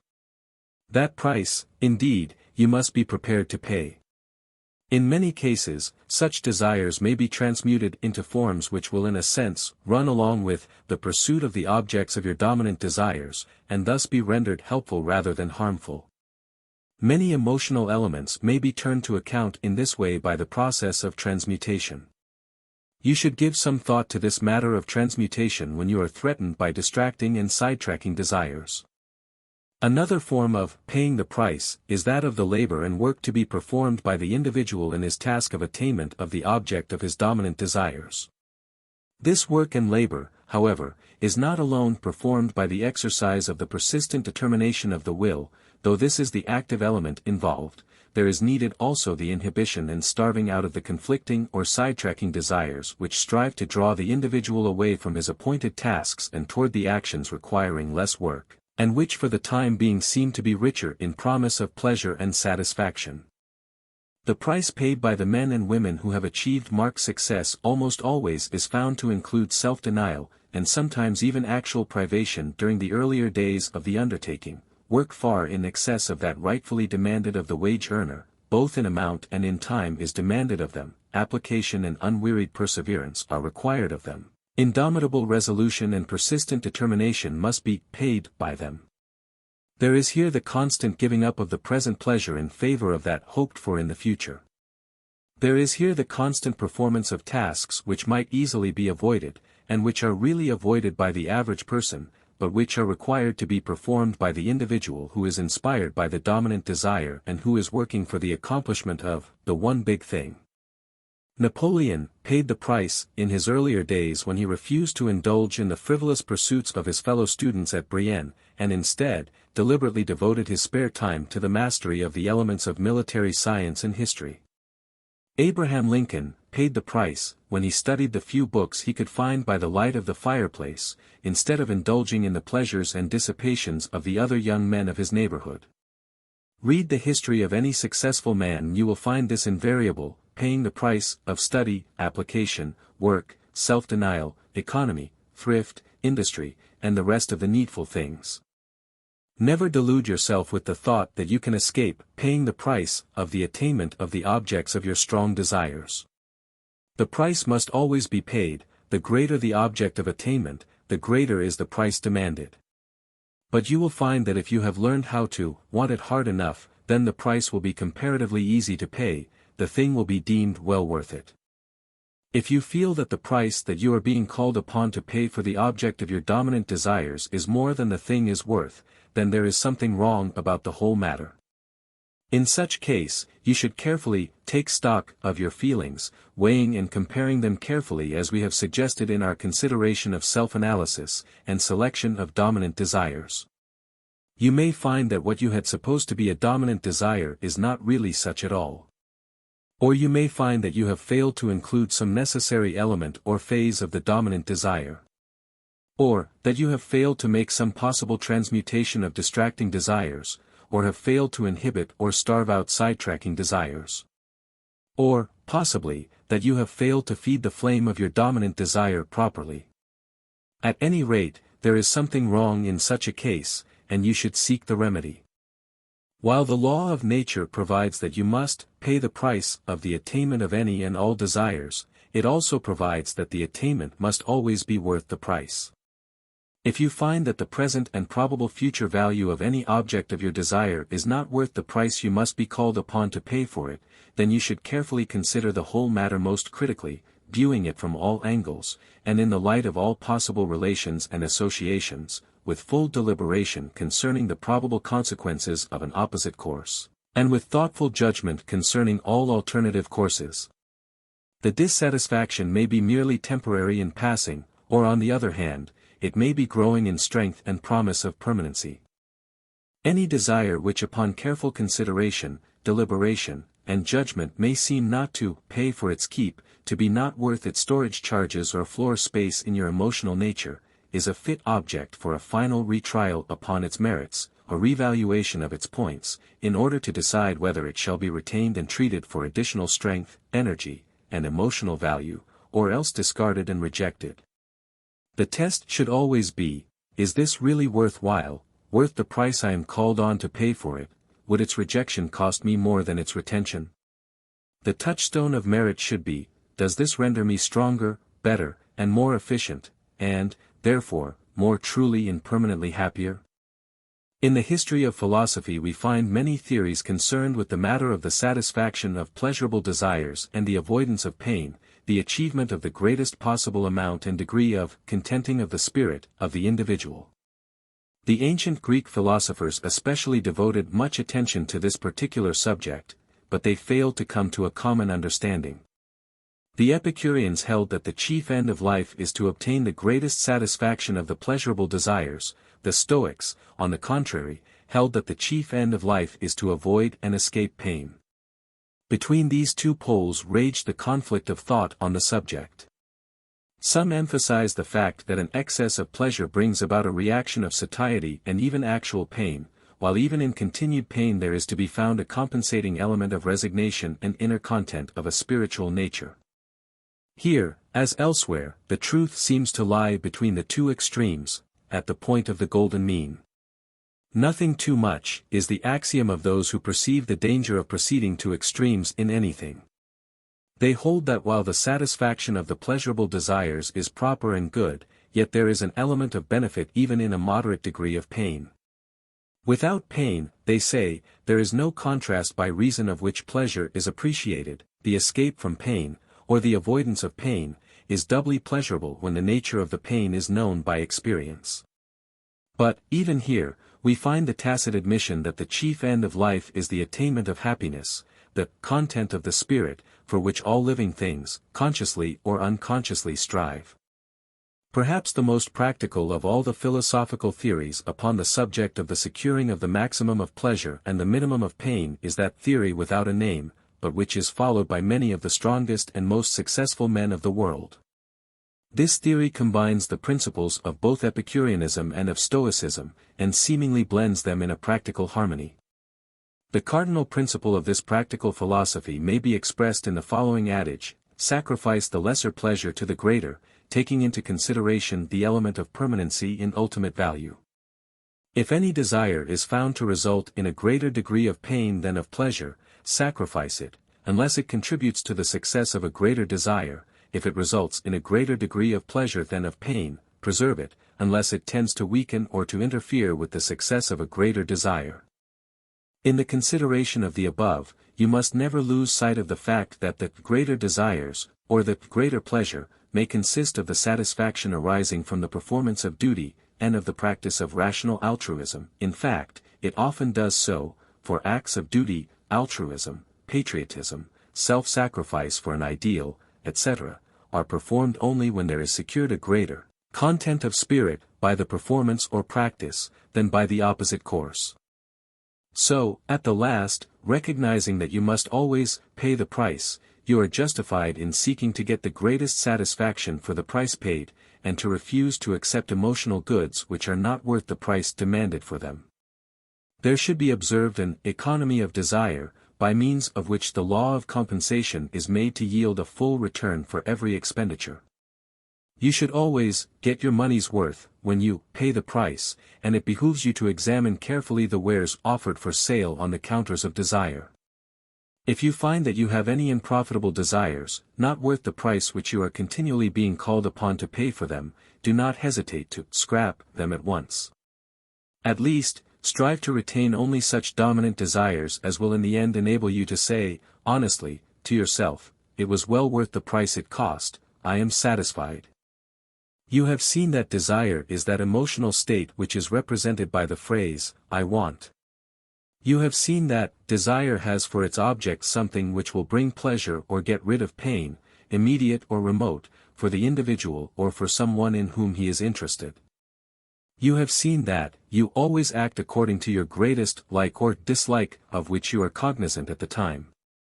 You have seen that the degree of force, energy, will, determination, persistence, and continuous application manifested by an individual in his aspirations, ambitions, aims, performances, actions and work is determined primarily by the degree of his desire for the attainment of the objects thereof, his degree of want and wantun concerning that object. You have seen that desire is the flame that produces the steam of will, and that, therefore, desire is the source from which all human action springs. You have seen that not only does desire power directly or indirectly cause all human action, but that it also sets into operation the life forces which develop the mental and physical faculties and powers of the individual along lines designed to further and more efficiently manifest and express the dominant desires of the individual. You have seen how desire power presses into service the powers of the subconscious mentality in the work of manifesting and expressing the strong desires. You have seen how the subconscious powers act so as to attract to the individual the things, persons, conditions, and circumstances serving to enable him to better manifest and express his sovereign desires, and how, in the same way, they tend to attract the individual to those things, persons, conditions, and circumstances. You have seen how desire attraction works silently, even when one is asleep, toward the end impressed upon it by the character of the strong desires. You have discovered the importance of knowing exactly what you want, and have learned how to gain such important knowledge by self-analysis and selection. You have discovered the importance of wanting it hard enough, and have learned how to feed the flame of desire so as to cause it to burn fiercely. You have learned how to set into motion and activity the great body of elemental desire, and how to cause it to flow forth through the channels of manifestation and expression which you have carefully built for its flood. You have discovered the necessity of paying the price of attainment of the objects of your desire, and have learned the general rules concerning such payment. You have been informed concerning the tremendous power of the desire power within your being, and have become acquainted with the laws governing its manifestation and expression, and the rules regulating its control and direction. If you have entered into the spirit of this instruction, and have allowed its influence to descend into the subconscious depths of your mentality, you have already become aware of the aroused energy of the desire power in those depths. You will have found yourself filled with a new and unfolding consciousness of personal power within you. You will have experienced that intuitive feeling that there have been set into operation in you certain subtle but dynamic forces which will tend to make you stronger, better, and more efficient. As you proceed to arouse into further activity these great forces of your nature, and to direct their channel of manifestation and expression, you will from time to time receive actual evidence and proof that you are traveling along the right road, and are employing the proper methods. You will be astonished to receive proofs and actual results in the most unexpected manner, and from sources and directions never dreamt of before. You will realize more and more, as you proceed, that you have set into operation one of nature's most potent forces, in fact, the force of forces. Finally, you will begin to realize that the very actual presence within you of a dominant desire which has won its place in the struggle for existence, and which has stood all the tests, is practically the prophecy of its own fulfillment.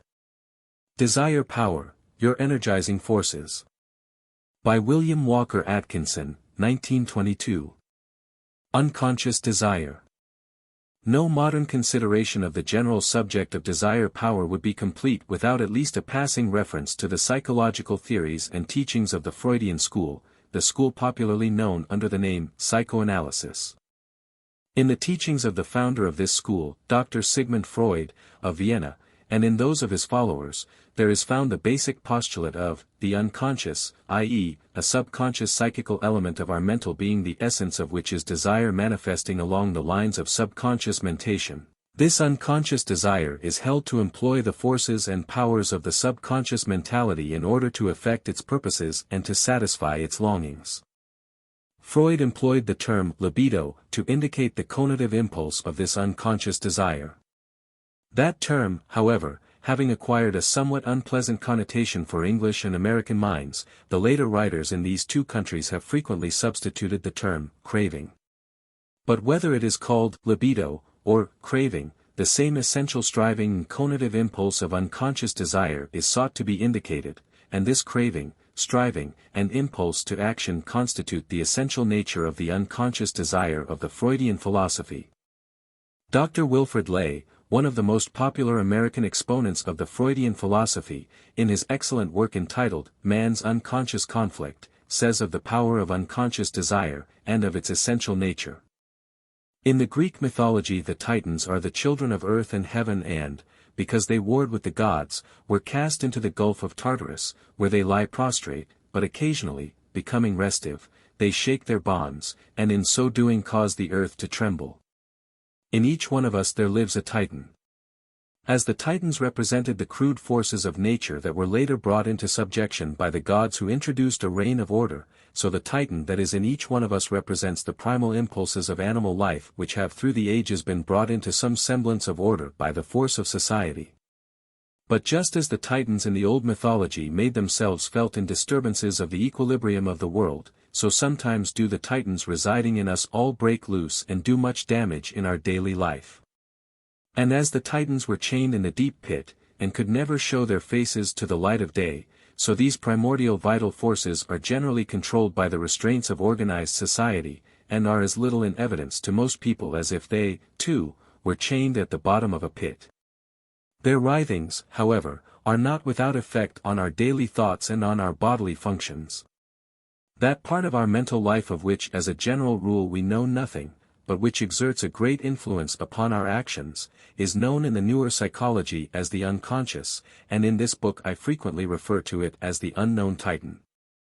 These two theories, first, that a large part of our mental life is unconscious, unknown or unknowable, and second, that a creative force, by whatever name it may be called, is constantly impelling all animate life, have been used together in working out the science of psychoanalysis.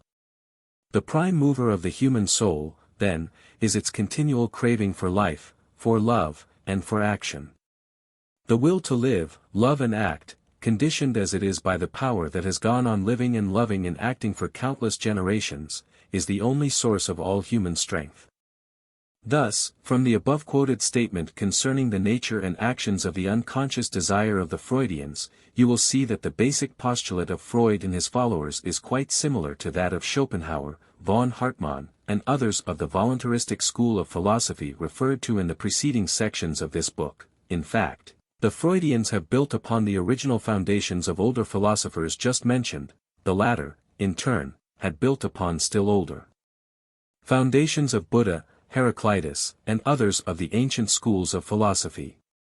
In all of such teachings will be found the fundamental postulate of a universal something or somewhat, the very essence or kernel of nature, the inmost characteristic of which is an insistent desire, a craving, longing, striving, hungering, thirsting, moving toward action promising to content its spirit. In short, to employ the figure so often quoted by us in this instruction, it is a power with the desire to act, or a desire with the power to act.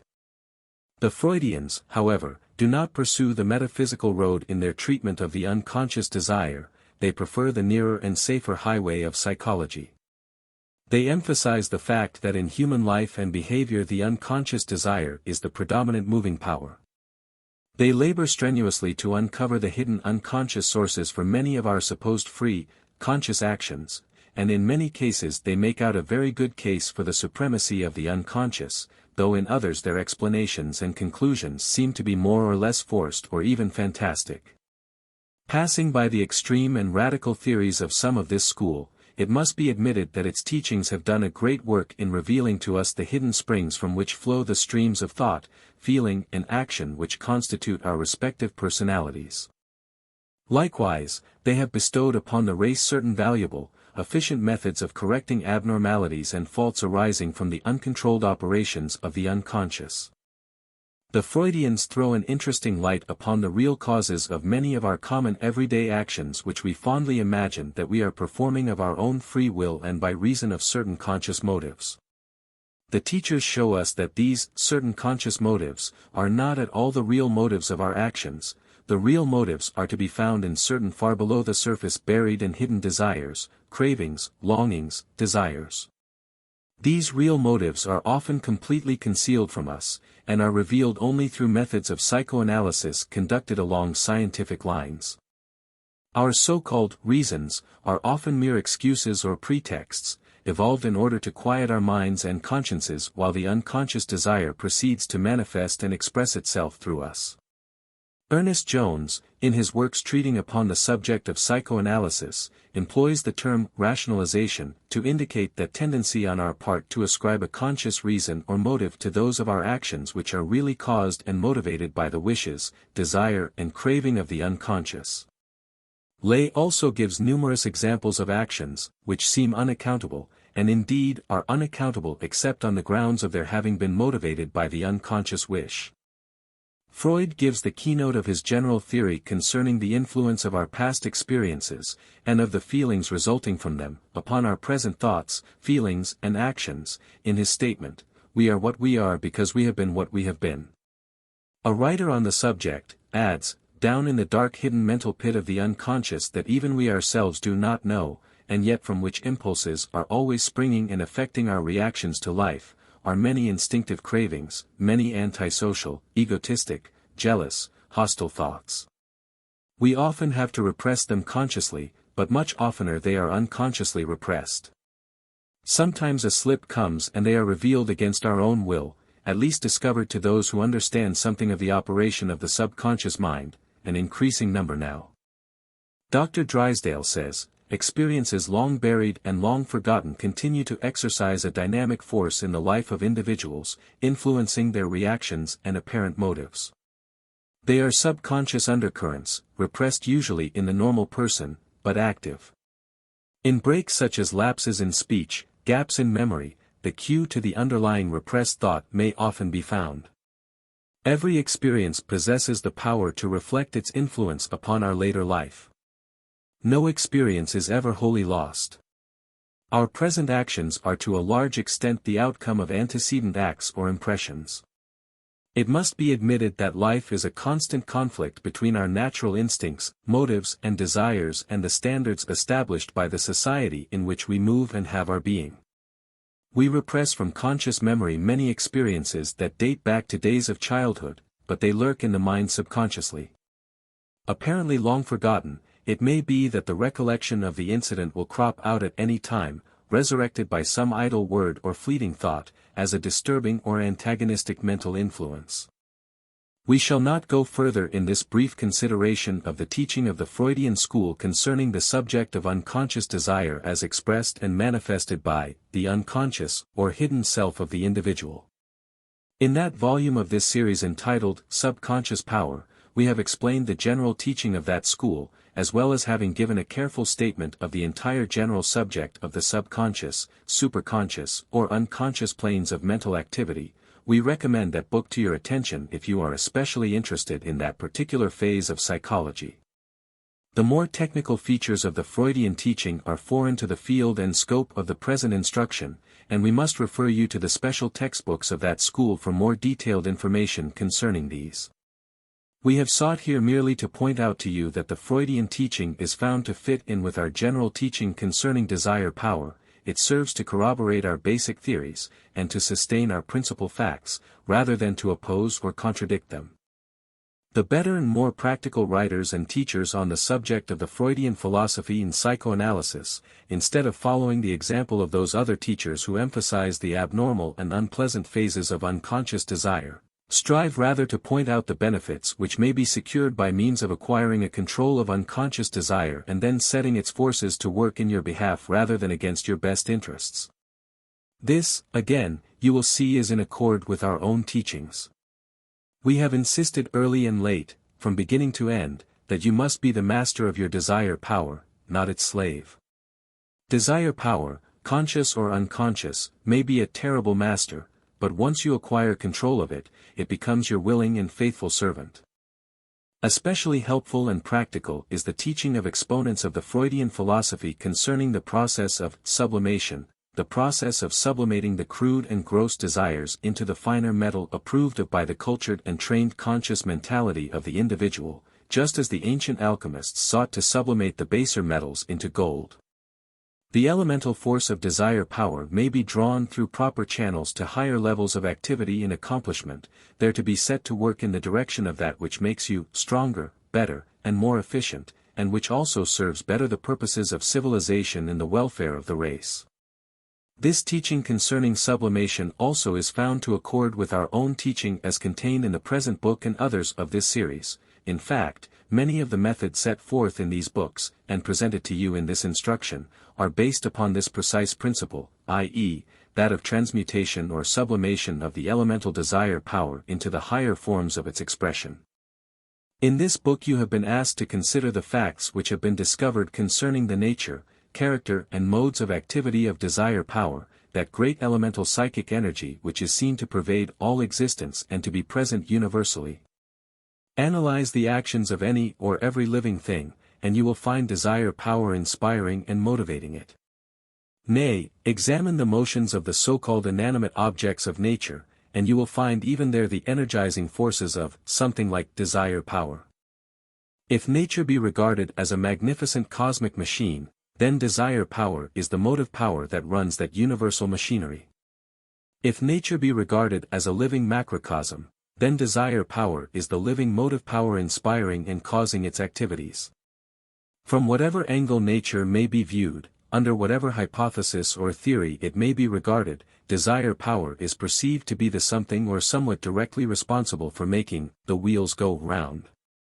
The old Hermetic axiom, as above, so below, as within, so without, as in great, so in small, is seen to apply here. The individual and the cosmos both are seen to have as their essential motive power that original, aboriginal, elemental, fundamental something which we know as desire power. In view of this fact, you scarcely need to be urged to study the methods of operation of this mighty force, so that you may harness it to your machinery of life and action. Like gravitation or electricity, its power is available to all who have the courage, intelligence, and perseverance to master it and to press it into service. It is as free as the air or the sunshine, it costs nothing to run your living machinery with it, nothing but persistence and determination. You do not have to supply it with power, or to add energy to it, it has within itself far more power, energy or force than you will ever have occasion to make use of. All that you need do is to tap onto its free energy, and to set it to work for you in the direction of running the mental and physical machinery with which you have provided it. Let us ask you to consider the following remarkable statement of Dr. Wilfrid Lay, to whom we directed your attention in the first pages of the present section of this book. Speaking of the desire power of the unconscious, Dr. Lay says, "I call your attention to the enormous power of the unconscious. It is the accumulated desire in each one of us, of eons of evolution, the present form, in each individual, of that vital force which has kept itself immortal through thousands of generations of men behind us, and millions of generations of animals behind them. It need not be anything but a source of power to us, power that we can draw upon, if we rightly understand it, just as we can turn on power from a steam pipe or an electric wire.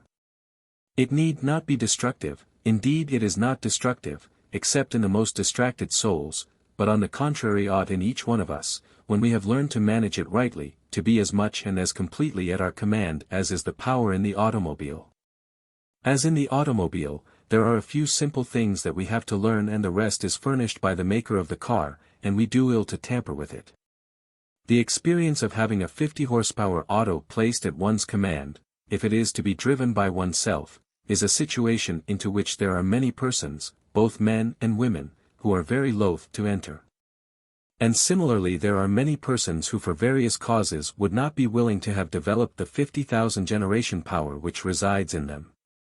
To all intents and purposes, and as far as human flesh is able to bear the strain, this power which is largely in the hands of the unconscious in most men and women is illimitable. Desire power is a cosmic force designed for the controlled and directed use of the strong. It is at the disposal of all, but only few are courageous and determined enough to avail themselves of its services.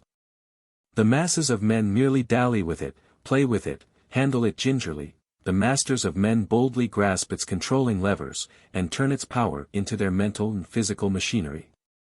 It is a master force fitted only for the service of masters. It is the rightful servant only of those whose slogan is, I can, I will, I dare, I do. You can be a master of desire power, and thus a master of men, a master of circumstances, a master of life, if you but will to be so. You are the master of your fate, the captain of your soul, if you will but recognize, realize and manifest the power of the I am I, which is your real self, and of which desire power is the willing servant.